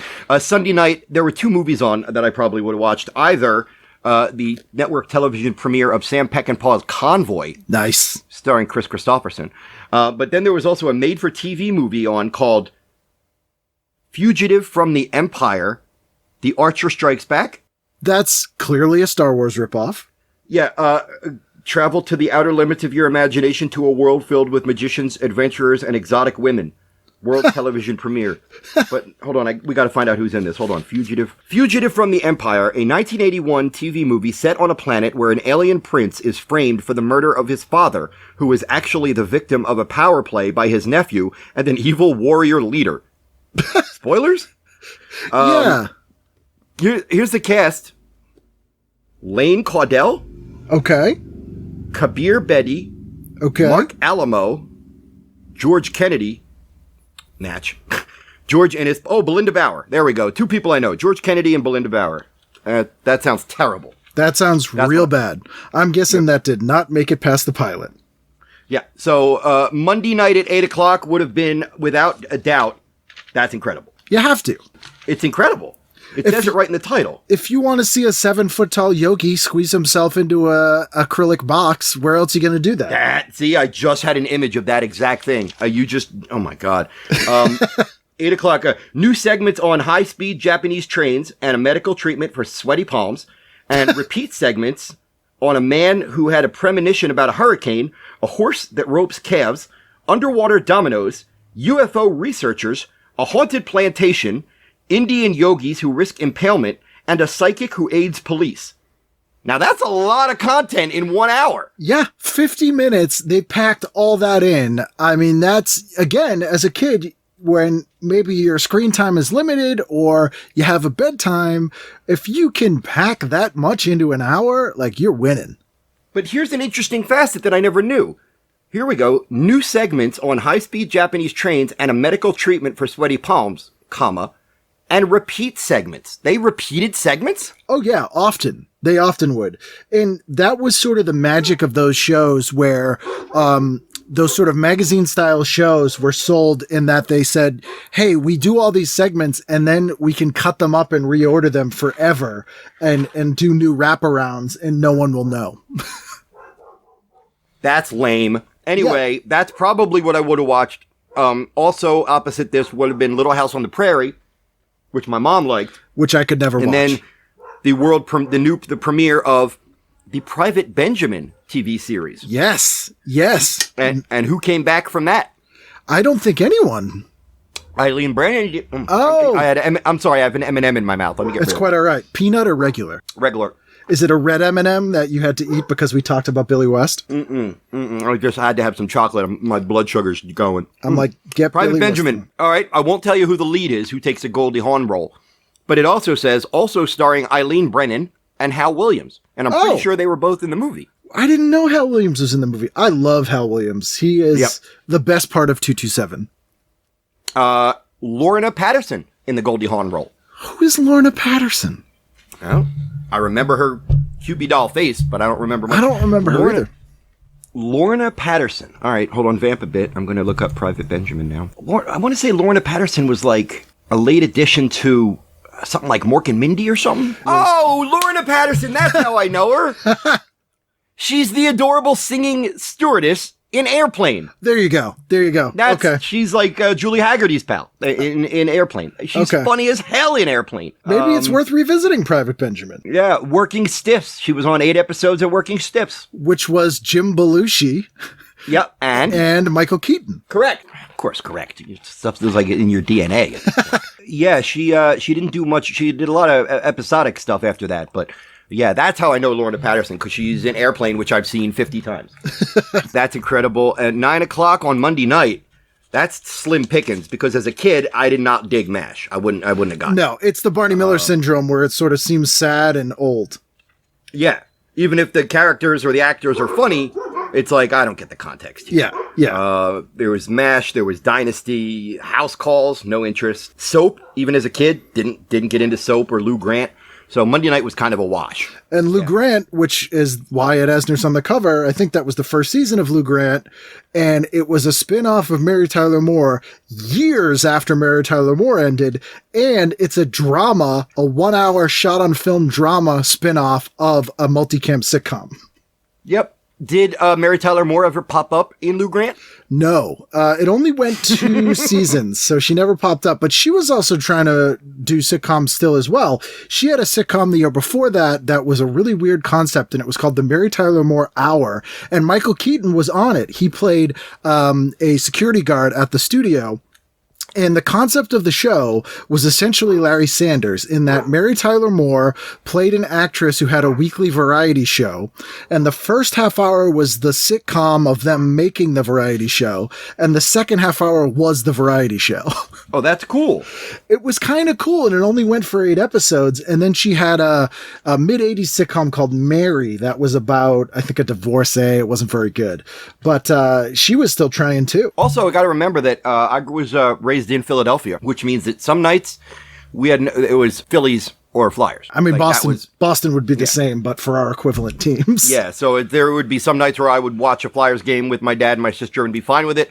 And then there were some nights when the Flyers were on, and I'm like, Dad, they're down 4-1, and there's a new episode of Different Strokes, or like, right. It's incredible, though. Yeah. You don't understand. Yep. So Tuesday night, what'd you do? Tuesday night was, come on. It's like, I didn't have to look. Happy Days, Laverne and Shirley, Three's Company, Too Close for Comfort, And if I was allowed to stay up, heart to heart, because, of course, crush on Stephanie Powers. Yes, who I've talked to about doing the show. Also Stephanie Kramer, but haven't had them on yet. Heart to Heart's a really fun, dumb show. There were so few hour-long shows that I watched as a kid. And that was definitely one of them. Another one was, oddly enough, Quincy, because my grandmother loved it, and it was syndicated like at 4 or 5 o'clock in the afternoon. It was like after school, plop down with my grandmother, have some cookies, and I could watch Quincy. And I loved it. Jack Klugman's just infinitely likable, and I would always watch Quincy just hoping it was the punk rock episode. Every single time. Remember that. Oh, there's an episode where a kid gets stabbed at a punk rock concert, and then the whole episode is an anti-punk rock screed from Quincy. Oh, wow. And he has this speech. Sounds like Dragnet. Oh, it's amazing. The other options on this Tuesday evening were Peter and Paul, part of the 2-part conclusion. Berenstain Bears Easter. It was a holiday season. Oh, yeah. There was also I want to look this up. There was something, a TV movie called Seekers? Seekers? I don't know. This is. And not based on the Western. Yeah, is there a show, do you know, there was also a show on called Palmerstown? I don't know Palmerstown. Now this sounds interesting. Palmerstown, bigots blame a flu epidemic on a Chinese family whose arrival coincided with the outbreak of the virus. Jesus Christ. Bill Duke, Sab Shimono, James Hong, Buck Flower, Don Starr? What? What is Palmerstown? I don't know, but I think we need to see it. Oh my goodness. Whoa. National Geographic. Thanks to King Kong and other destructive green simians, the gorilla has gotten bad press. Oh boy, National Geographic's getting angry. Yeah, that's going to be depressing. Jack, the Three's Company episode was Jack's new job as a chef entails working for a woman who insists on sampling more than his cooking. Oh, everyone was horny for Jack. In this case, it was Ellen Travolta. Oh, who later went on to play Charles's mother on the Charles in Charge syndicated show. Yep. Charles in Charge of my days and my nights. It was the nights. It was the night that threw me. I don't want Charles in charge of my nights. No. You're a babysitter. No. Stay in charge of my days. What are you doing? It's a little weird. I had Josie Davis on and asked her specifically about that. Seekers, in part 1 of this 2-part adaptation of John Jake's third Kent family novel. I'm already asleep. I don't care. Yeah, it sounds like it's it was probably some sort of thing along the lines of Little House, trying to capitalize on that. Okay. I'm thinking. Oh, yep. Aging Revolutionary veteran Philip Kent. Yep. That was a Little House knockoff. There you go. So where were we? Yeah, that sitcom lineup was the golden. Everybody has their childhood lineups. Thursday night on NBC was huge for 2 generations. But this was the original must-see TV, was Tuesday night on ABC. Yeah, it was that Gary Marshall hour, and then you got a little risque with Three's Company, and then Too Close. And Too Close, which includes one of the most disturbing television episodes ever, where Monroe gets raped. Oh God! Do you remember that one? No. Oh my God! But I remember as clear as day, and I don't want to elaborate on this. My father didn't like this sitcom, and I honestly think it's because Monroe made him uncomfortable. Oh, I think Monroe made a lot of people's fathers uncomfortable, especially... and the thing of it is, I had, at 8 or 9 or 10 years old, I had this vague recollection of, gay. Okay, I kind of know what that means. But that was it. Yeah. That was it. That was, to me, it was just, some comedians talk like that. Some comedians are over the top and like Paul Lynde. But to me, my dad had this kind of, I don't know if it was outright homophobia, but it was, I don't like him. Yeah, no, that's a generational thing, I think, or especially in the Northeast. And Jim J. Bullock was not out gay. He was, for all intents and purposes in the media, a straight man, which is hilarious. Played a straight guy on the show, but I still think, could it be that remnant of the Rip Taylor, Paul Lynde, everybody knows you're gay, but just don't ever talk about it kind of thing? Yeah, absolutely. Okay. Absolutely. And I think that stuff went a little further in the 60s and 70s, because when I've asked people who were of that era, the thing they always say is, and it's usually about Liberace, where, I was like, nobody knew. And they'd say, well, they'd be asked and they'd say no. And that was it. Right. People would go, well, he said he wasn't, so I guess he's not. And they would just move on. But I think by the time the 80s rolled around and you started getting people like Jim J. Bullock, there was less of that willful ignorance isn't quite the word, but people weren't as willing to go, oh, okay. But there's an episode. I would say that even though it kind of went unspoken, I would say that Monroe was probably an important character in gay culture. I'm sure. Yeah, I mean, I think there's a lot of people. Certainly no expert on these things. I'm just thinking back over my childhood, and there weren't many characters like him. He was kind of goofy, but he was he wasn't a buffoon. He wasn't, except. Well, he is a buffoon, but he wasn't. The way Ted Knight treated him was. Right. He wasn't laughed at for being mincing. He was laughed at for being an idiot. Not feminine. That wasn't the And joke. You could also, I wonder, and take it back a step further, speaking about Three's Company, I wonder if Three's Company, in a weird way, proved to be a little bit progressive because just the subject of a gay man living here with these two women.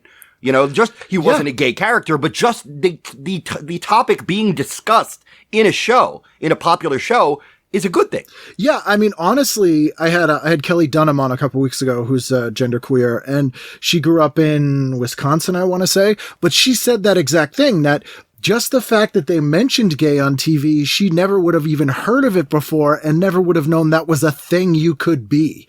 So it made a lot of people of that generation feel, if not okay, at least feel like there were other people out there that felt and that other way. The writers of this show were gay or knew some gay people or had some empathy for a gay character. Right. That matters. It's an acknowledged thing with a name. And that went a long way when you have zero representation. Too Close for Comfort, revisitable or no? Oh, it's terrible. Ted Knight's always entertaining because Ted always. When a few people get blustery like Ted Knight, good Lord. Ted Knight. When I was a kid, I thought Chevy Chase and Bill Murray and Rodney Dangerfield were the funniest people in Caddyshack. As an adult, I think Ted Knight is the funniest person in Caddyshack. Oh yeah, Ted Knight's got that Eddie Albert thing, that seething rage that is just hilarious. Yeah, and he in Too Close for Comfort, there's a lot of that, but it's a very silly show.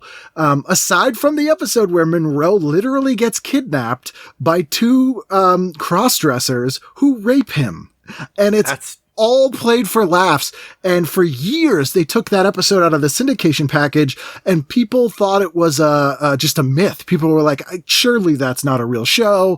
I remember seeing it. Maybe I'm remembering it wrong. And it popped up on YouTube a few years ago, and it's still up there, and we did not remember it wrong. That is exactly How many seasons was that? Too Close?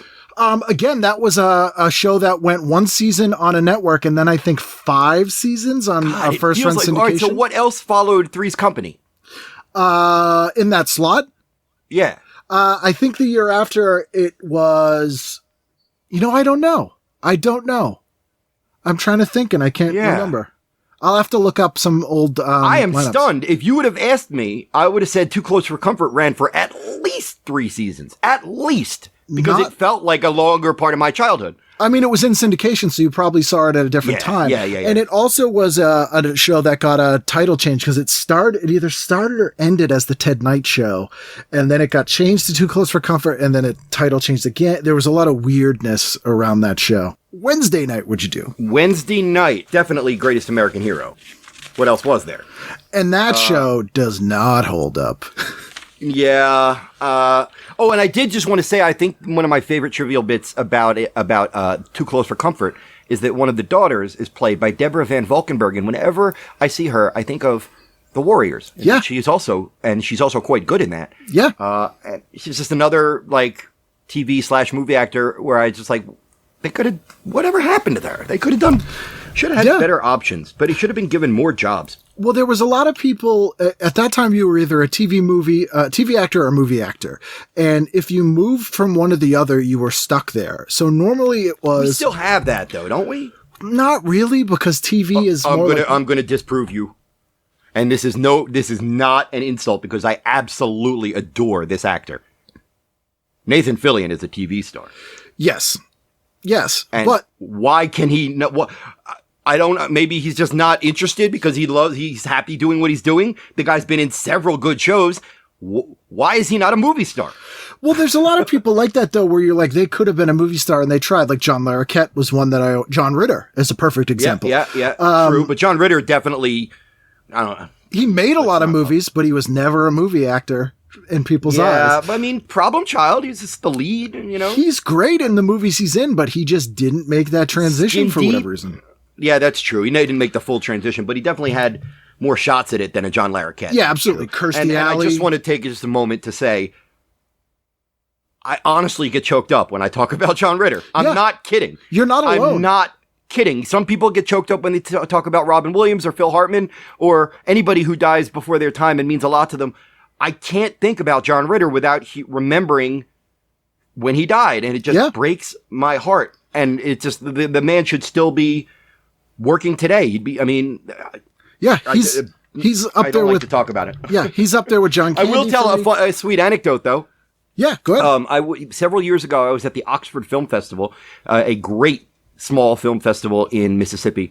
And he was there with his partner, Mariana Palka. I believe I pronounced that name right. Please forgive me if I did not. Called Good Dick. And we were at a small party. There was maybe 40 or 5 people hanging around, like a nice backyard, eating some sandwiches. And I was a nervous wreck. And I had met, I mean, by this point in my career, I had met like Bill Murray, you know, like I don't get dazzled. I get, you know, a little bit nervous, and I get a little bit, don't be a dork, make sure you're prepared. But I don't get starstruck. And I knew that I wanted to talk to Jason Ritter about his father, and I was just a nervous wreck.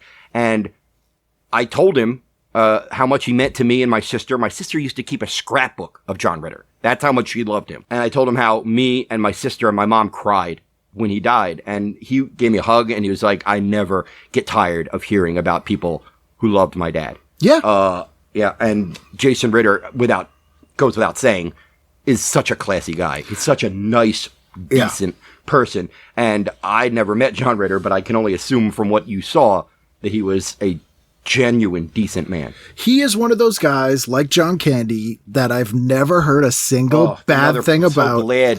So glad you mentioned him, as somebody who died too young, that it broke your heart. Just quality human beings who are amazing talents and could have done so much more even than they did. And what they did was amazing. Those really have an impact, especially those of us who watch those people every week.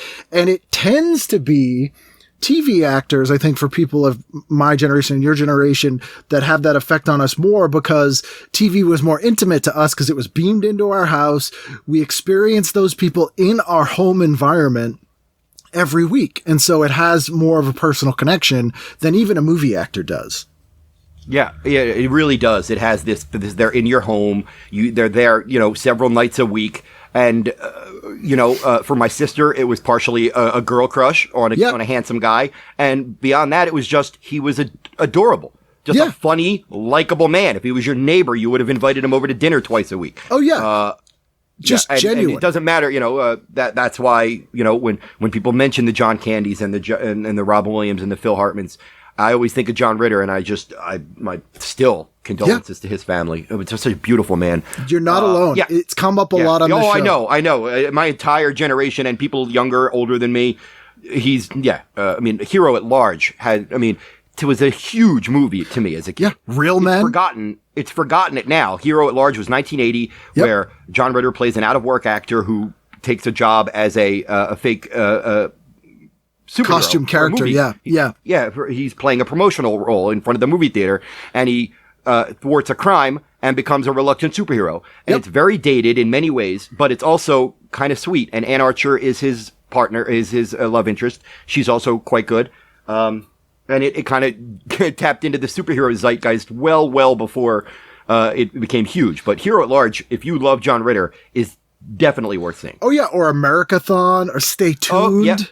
Oh, yeah, I would dig up all these things. Nickelodeon, the Peter Bogdanovich film he was in. I had no interest in Peter Bogdanovich when I was 14. But John Ritter had a small part in it, so I found it. Yeah. Did you ever see Sunset Limousine, the made-for-TV movie he's in? No, but I did see the one that he's in where he is the veteran dying from Agent Orange poisoning. Oh, yeah, that one's brutal, and he's great in that. Unnatural Causes, I think it's called. Sunset Limousine is on Amazon Prime right now. He plays an amateur stand-up comedian. You work for Chuli's Gum? I know, I should. It's so funny how we all gravitate towards certain platforms. Lately, I've been addicted to Voodoo Free. Yes, Voodoo Free is good. I only bring up Prime because they got dumped with this huge amount of made-for-TV movie content. Oh, no, dude. Whenever people talk to, like, critics and stuff, and they're like, oh, Netflix or Shudder or blah, blah, blah, I'd be like, well, they're in service of the movies. If all this 80s TV show just plopped up onto YouTube, that's what you would be promoting. You wouldn't care that it's on. You wouldn't be promoting Amazon Prime. Yeah. You'd be promoting YouTube because they just put up... They have it. Delta House. Yeah. I would watch it there anytime. My favorite thing I think John Ritter ever did, and I've talked about this a few times on the show recently, he was in a made-for-TV movie called The Dreamer of Oz, where he plays Frank L. Baum. Yep. And it's great. It's really good. I have the vaguest recollections of it. Was that made for TV or is that a studio film? It was made for TV. Okay. Yeah, okay. Yeah. I believe you. Yep. I believe you're right. It's really good. And he's great in it. And it manages to use all of his strengths really well. Like his warmness and likability. I would watch. We'll move on. This is how much I love John Ritter. I saw a movie he was in called In Love with an Older Woman. Even I haven't seen that. Right? It's just a drama about him having an affair with a woman slightly older than him. He's a grown man. Who cares, right? That's how much my family was in love with John Ritter. And, like, that's nothing what TV networks love to hear. Oh, yeah. Absolutely. If you have a loyalty to an actor and they can exploit that, they're all in. What you do? Greatest American Hero, definitely. Or Real People. Or... You gotta do it. Enis. What was the last one? Enis. I don't know it. Enis was the Dukes of Hazzard spinoff. I don't know it. Oh my God. Well, I feel like this is like you telling me about a 1985 horror film I've never heard of. See, I was never a Dukes guy. No, I know, but you're also a Joe Encyclopedia movie TV brain. That's true. So it was a character from yes. Dukes. On Dukes of Hazzard, I'm doing this from memory while I look up the Dukes of Hazzard. If I remember correctly, okay, Dukes of Hazzard had the three bad guys were Boss Hogg, of course, Roscoe P. Coltrane, the stupid idiot like cop, and then Enis, who was kind of the good nice guy cop, and he had a big crush on Daisy Duke. Okay. Enis got his own spinoff. I can't imagine that lasted long. Deputy Enis Strait, as played by Sonny Schroyer. Enis is an American action comedy television series and a spinoff of The Dukes of Hazzard that aired on CBS from November 12th, 1980 to May 12th, 1981. The series focused on the adventures of Enis Strait, a former small-town deputy in Hazzard County after having moved to Los Angeles to join the LAPD.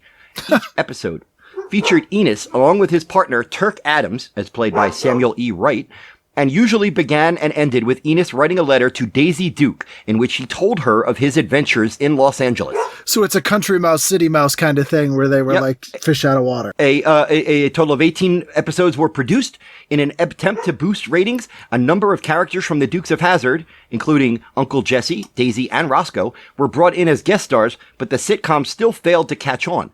Now that's interesting. It's an hour-long show that inspired a sitcom.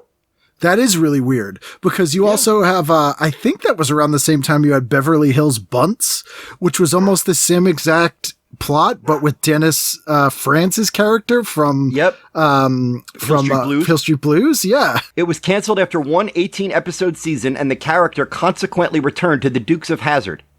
Huh. Oh, yeah, because Dukes went on another 3-4 seasons.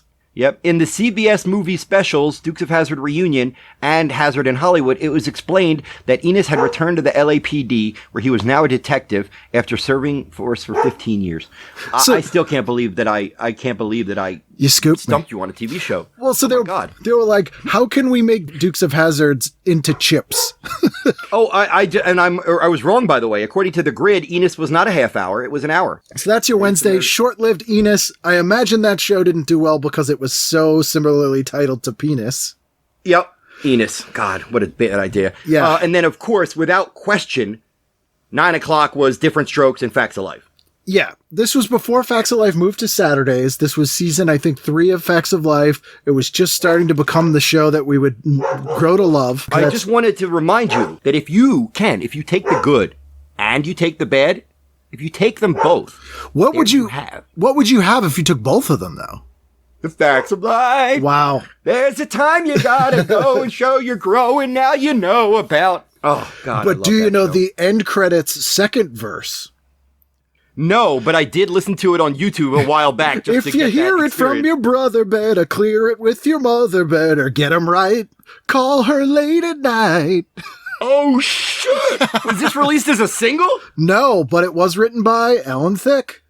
I wanted to say. Oh, I thought you were going to say Dolly Parton. No, that would be great if Dolly Parton. Do you remember a show called Aloha Paradise? I remember the name, but I don't remember the show.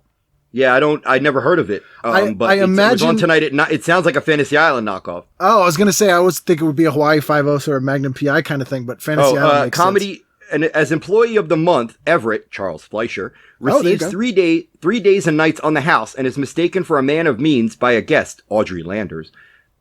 Debbie Reynolds, Leslie Nielsen, Donnie Most, Leslie Easterbrook. Huh. Oh, my goodness. That's a comedy powerhouse cast. At 9 o'clock, there is a TV movie. I believe it's a TV movie called We're Fighting Back, starring Paul McCrane and Ellen Barkin and Joe Morton. Huh. We're Fighting Back. It was a nice neighborhood when they were kids. Now they're taking it back from the punks. So it's making Death it Wish. safe for everyone. It's Death Wish 3. It is Death Wish. Is this a made for TV? We're Fighting Back. Yeah, 1981 TV movie. We're Fighting Back declare New York youngsters who organize to patrol subways to deter criminals. Oh, so it's basically the Guardian Angels, but with Ellen Barkin. Yeah, Paul McCrane from Fame, Joe Morton from T2, Stephen Lang from Avatar, Ellen Barkin, who's amazing, and it looks bad. That would have been early Ellen Barkin, because that's the year before Diner, even, I think. Yep, it is the year before Diner, and this Facts of Life would have been a must-watch, Ken. Here's why. Arnold Jackson visits. Ah, so they were really trying to help that show by putting in different Strokes characters, which they Arnold did several visits times. Mrs. Garrett while she's preoccupied with a troublesome new student, Nancy McKeon. This First is the of 2 parts. This is the first episode with Joe. Okay. So that's first season, like midway through, or second season? No, it's actually, it's second season. So the first season was a mid-season replacement. It was much different. That's the one with Molly Ringwald and the much larger cast. Oh, yeah, I remember that. Yep. I remember that dining room where like 90% of the scenes took place. Yep. Then they sort of rejiggered the show. Wait, Molly Ringwald was only on the 1 season? Yep. Huh, okay. And added Joe and to have that conflict and really whittled down the girls and made it more about Mrs. Garrett and the girls' relationship. And that was the first season. That it was really this that episode show. also features Reb Brown as ID checker. Oh, Reb Brown. Reb Brown. You mean TV's Captain America? Reb Brown was the first Captain America in movies. He was also Yor, the Hunter from the Future. It's true. And I think he was a Mr. Universe or Mr. True. Yeah. Yeah. It's a factual statement. I would go, my top 3 Captain Americas would be probably Matt Salinger, followed by Reb Brown. And I guess Chris Evans. I guess, but way down. Yeah, way down there. I'm going to rewatch that whole trilogy. I adore Chris Evans. I'm not going to lie. I love that guy. He's a good dude. I mean, speaking of John Ritter, like Chris Evans is one of those guys. I was actually just talking about this today. He grew up with a bunch of people I'm friends with because he's from this area. And right. By all You're accounts, also tight with Marky Mark, right? Oh yeah, I kicked his ass once. By all accounts, he is just an awesome, genuine, good dude. Which is just nice to hear. Did you ever get John Larroquette on your show? I've tried. He's very... kind of a private guy, I think. Very private. He's also very serious. Very serious guy. And he doesn't like to talk about himself that much, but he's also been in AA since like 1974. And so he's got like a, by all accounts, nice guy. I've emailed with him and he's been very nice and cordial, but he's just not, he comes from a different generation, I think, where you're just, you just keep it to yourself. I know. I'm just trying to think of actors and actresses that I adore that would be great for your show. I'm sure you've already had him, or because I'm friendly with him on Twitter, you could get Corin Nemec easily. I haven't had Corin on, but I've talked to him about doing it, but he lives in Austin, so it's difficult to, we've almost been in LA at the same time, and actually he was in Boston once when I was in LA. All right, well, when I promote this episode, I'm going to mention that we talked about him, and that will provoke him to be a guest. But I have had Troy Slayton, who played Jerry Steiner on Parker Lewis, and Miss Musso herself, Melanie Chardoff, who is amazing and someone who I've remained friends with and is just incredible. She's the best. You've had some amazing guests over the years. Truly impressive. People that I have no business speaking to. Well, I think, if I were to do this for like horror films, I'm a nobody, but I think that people would respond because A, I know my stuff and I sincerely love it. Yeah. And that's really the only criterion you need. Promise know your stuff and don't be a bullshitter. Right. That's it. And all you can promise them is like, you might have fun. Yeah. But like the fact that I've like Jane Seymour is not a person that I should have talked to. Bonnie Hunt. Jane Seymour. Just like ridiculous. It's ridiculous. The whole thing. I recently listened to the episode in which you spoke with Guinevere Turner. Oh, yes. She's great. I love Guinevere Turner. I think she's a phenomenal writer, and I've read many interviews with her. I just like her no bullshit attitude, and I like every film she's written. So I'm a big fan. So. And her life story is crazy, and she's her fascinating. I knew nothing about her upbringing. I knew nothing about her personal life. I just knew my only real tidbit was she somehow turned the wretched American Psycho, with Mary Harron, into a great film. Yeah, because she got parody. I think she amplified the tiny nuggets of insight that are in that book. I think that they amplified those nuggets to fascinating, interesting, entertaining, provocative, as opposed to exploitative and grungy, which is what I think 100% about. 100%. If you look at the way they handle the fact that she wrote Blood Rain and then openly talked about how garbage it is, how garbage Uwe Boll is, how he completely tried to steamroll her, and the only real revenge she can have is to tell the truth about it. I think she's great. Yeah. And I wish her great success in the future. She's fantastic. Yeah, it's so amazing to me. That How did we get on to Guinevere Turner? You were just saying guests that I've had on that you've enjoyed. Yeah, you've had some great guests. Yeah, and, we're definitely going to get Corin Nemec on there. He'll have fun. We'll make Corin do it. So where are we? Thursday? Thursday would be... There was something I'm sure over your many, many episodes, you've had guests or yourself who've come up with something, and I'm going to give it an acronym. And it would be like DOR, depending on rerun. Okay. All right? Which means normally my Thursday was Mork and Mindy and the short-lived but amazing Bosom Buddies. Uh-huh. But depending on what rerun it was, I might have passed on Mork and Mindy and watched Buck Rogers. Yeah. Yeah. I think that's fair. You'd have to you'd be like, "Oh, I've seen this Mork," or "I've seen this Buck," and then you go with the other. Yeah.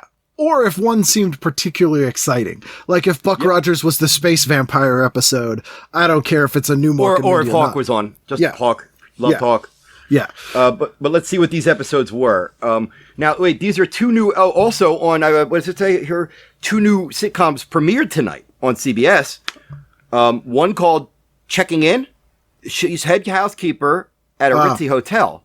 But 7 years with George Jefferson was a breeze compared to the storm raised up by stuck-up Mr. Block. So it's a played by Larry Linville. It's a spin-off. Is this a spin-off of The Jeffersons? Yes.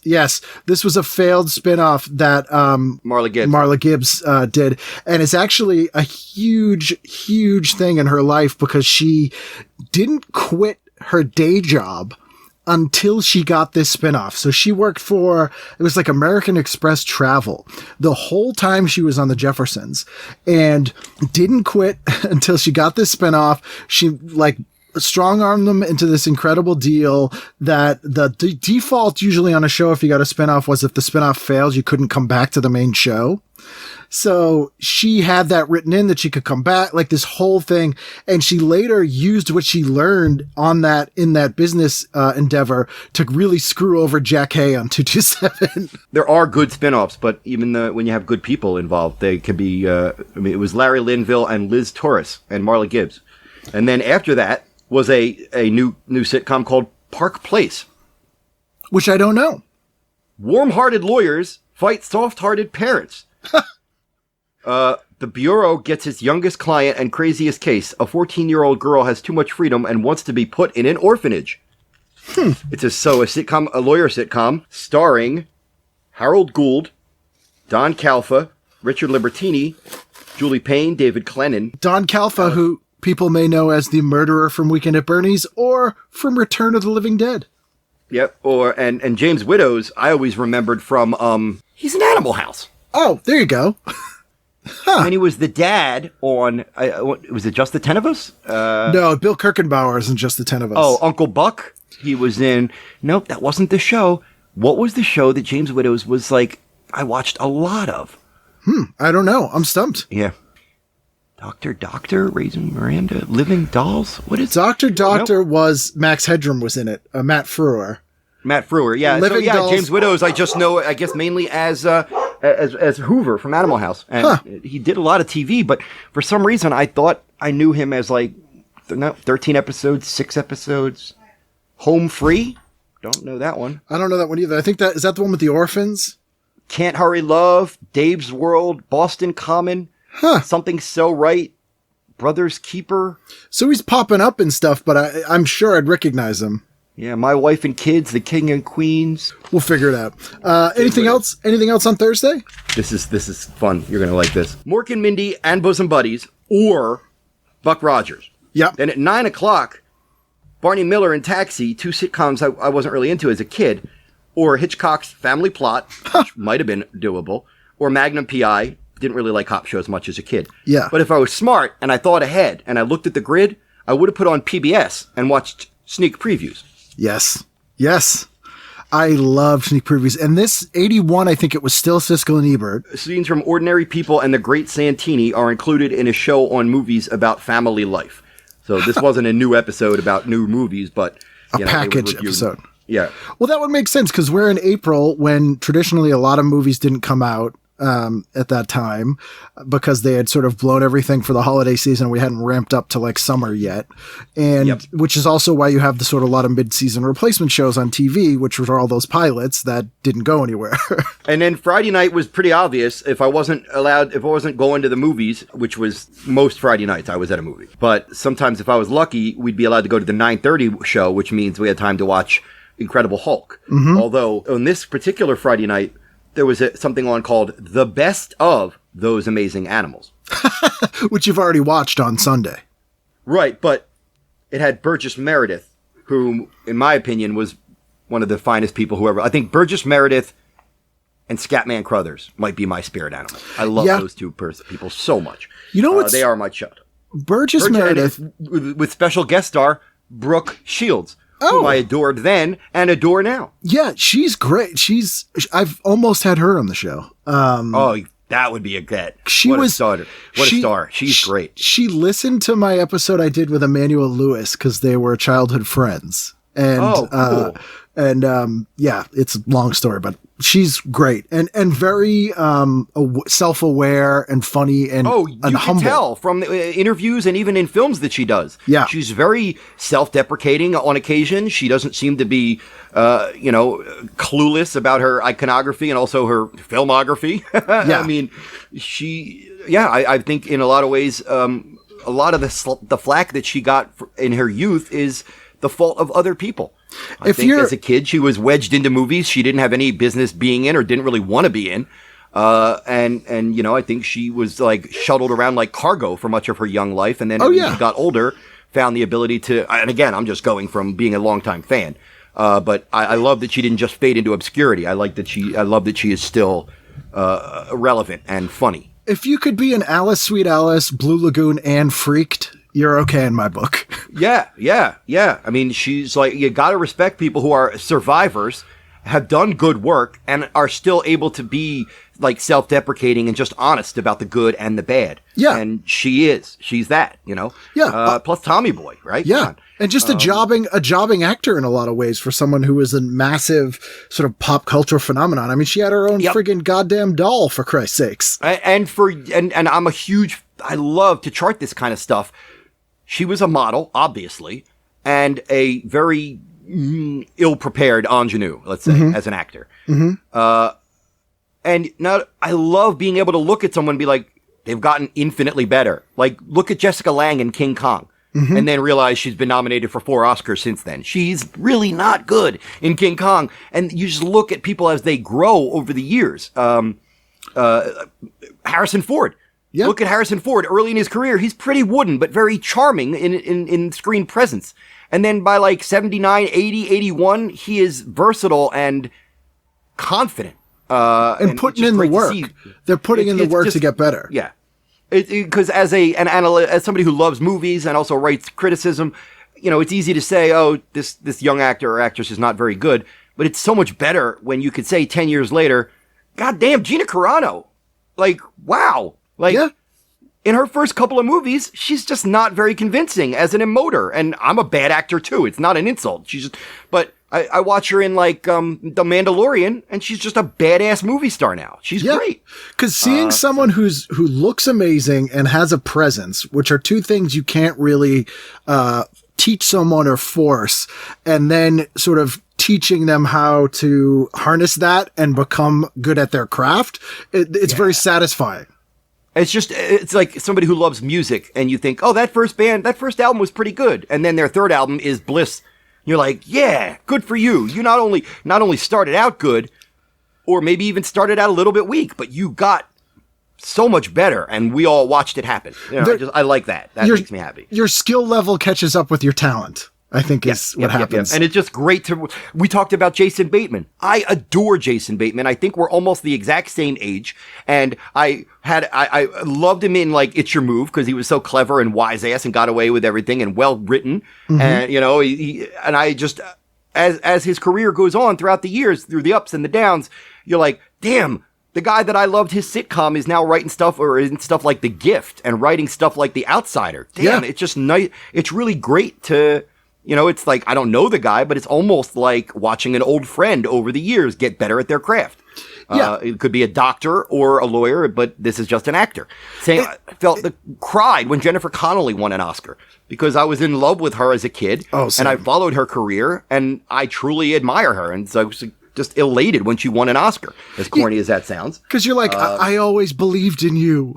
It's like if your favorite band after 12 albums wins a Grammy. You're like, I still love them either way, but it's nice for them to get applause on a global scale for one night. You know? Absolutely.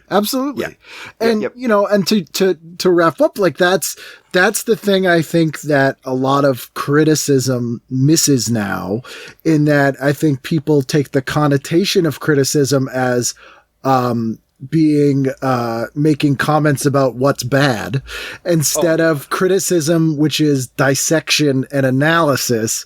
And how's your French, Ken? My French, not great. Yeah.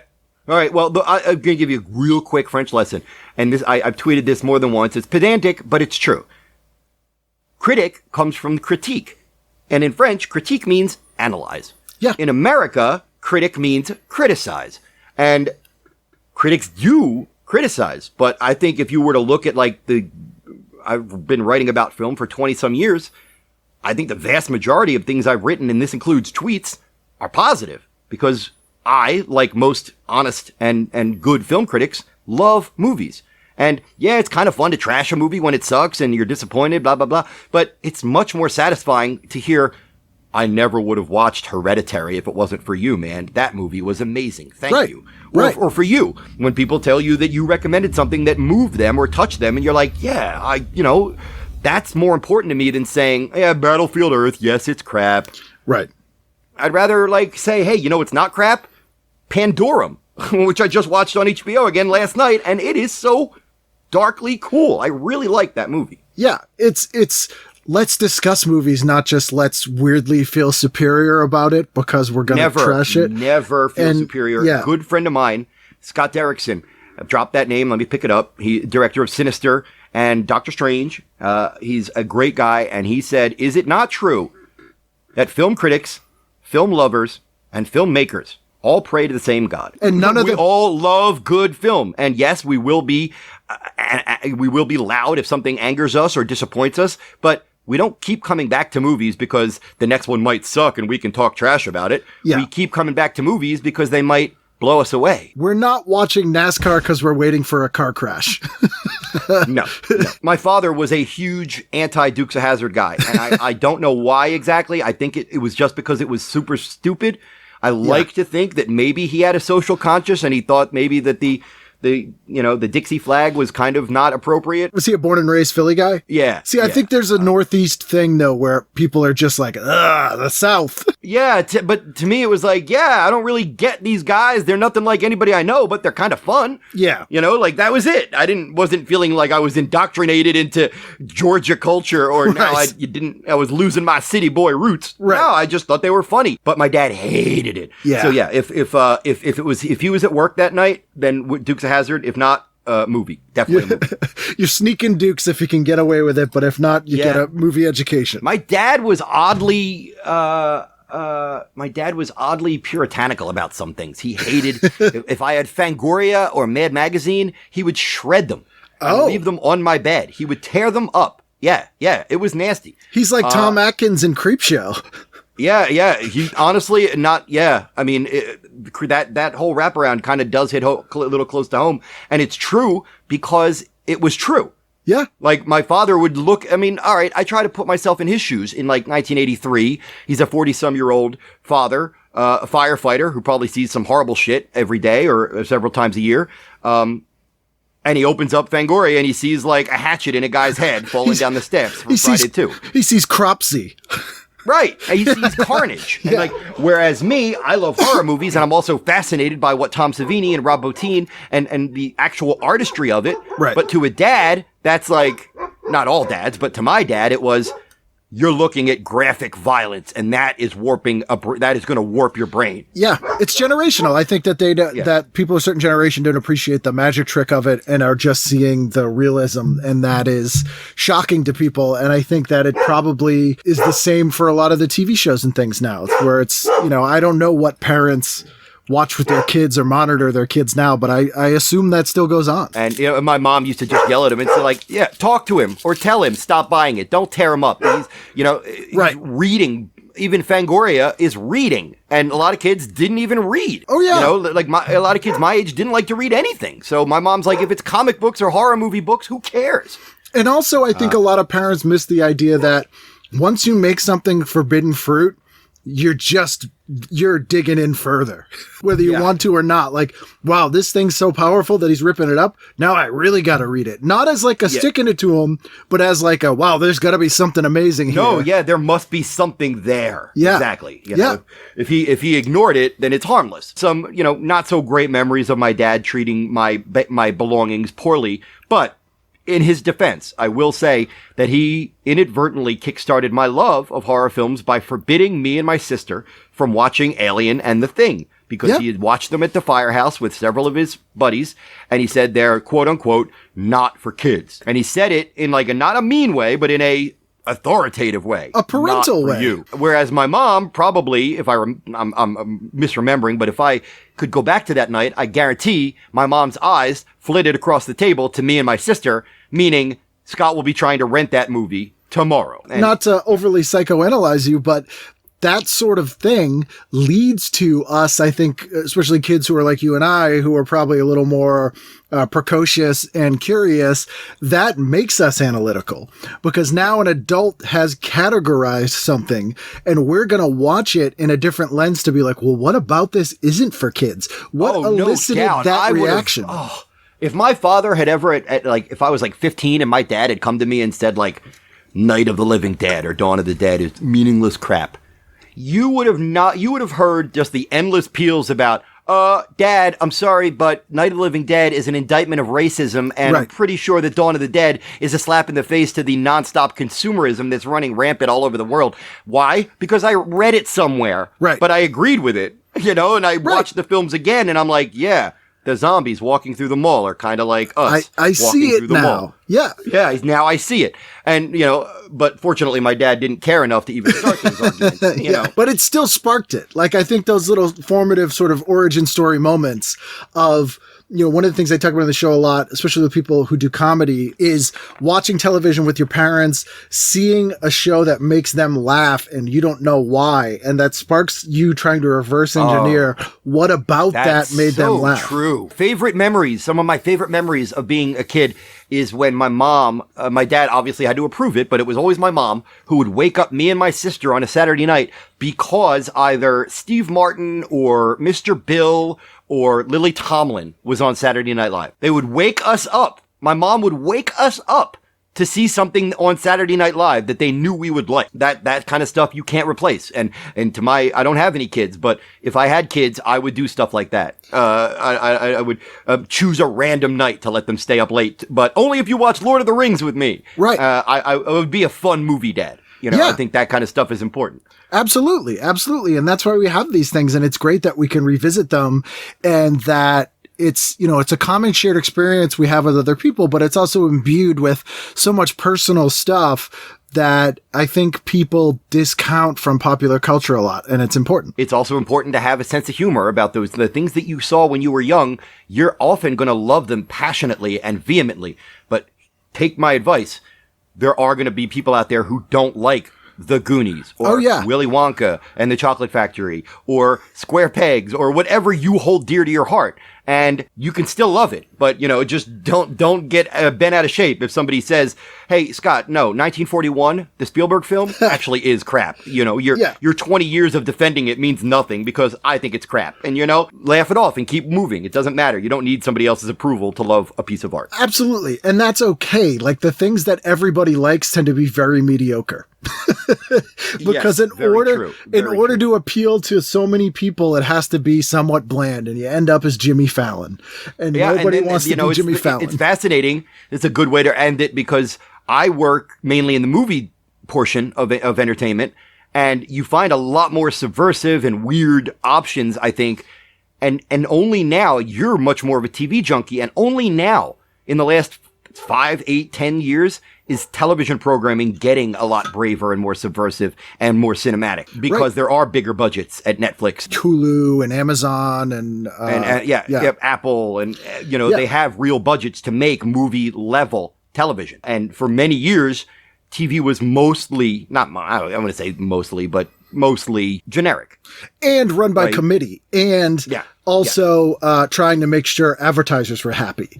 And when you remove that aspect of it with a subscription service, you suddenly unleash it's the 4-quadrant thing. I think I'll just sum it up there and then I want to let you ramble. But I think that the idea of we got to appeal to all 4 quadrants, every person in the room, is much more of a TV thing than a movie thing. Absolutely. Okay. Yeah. And that's changing because now they know everything. Everything is looked at as niche now. And that's a good thing for quality. Yeah, I think you're right. Well, thank you for doing this. We definitely have to do it again. We clearly have many, many things we can discuss.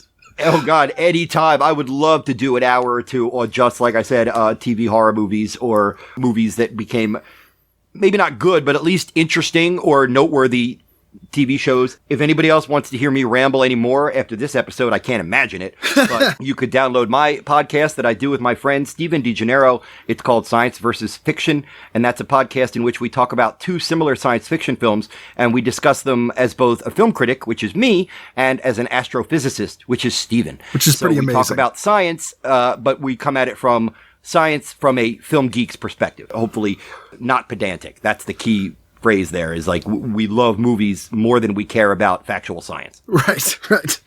Well, thank you so much, and hopefully I'll talk to you soon. Thanks, Ken. Anytime, man. Oh, baby, I see you in my TV set. Yeah, baby, I see you in my TV set. I cut your head off and put it in my TV set. There you go. That's Scott. I told you it was a damn good episode. Just listen to it again. What else are you doing? I'm still working on episodes. As I told you, I have plans to be here each and every week. I'm doing it remotely. I will not miss an episode. Next week is an episode that I actually recorded pre-lockdown, but I've had in the can. And the reason is it was tied to my friend Sarah Faith Alterman's book release, which is next week. So that's why you will hear us recording in person. It's fine. I go over it it in the episode. But after that, it's back on to the remote sessions. So if you want to email me, please do so. Just let me know what you're thinking, how you're doing, what you're watching, anything like that. You can do that, as I said earlier, at ken@icanread.com or tvguidancecounselor@gmail.com, or, send me a message on social media, whatever it is. Thank you to those of you that are still on the Patreon. I am blown away that you're still there. I appreciate it. I don't deserve it. And if you, I totally understand if you've stopped because money is tight for everyone, or if you want to throw your money at people who are really desperate. I totally understand. I'm still going to put up some bonus content there. I am trying to make it worth your while, so I'm doing the best I can. In the great words of the Just the 10 of Us theme song. So that is it for this week, and I'll be here next week for a brand new edition of TV Guidance Counselor.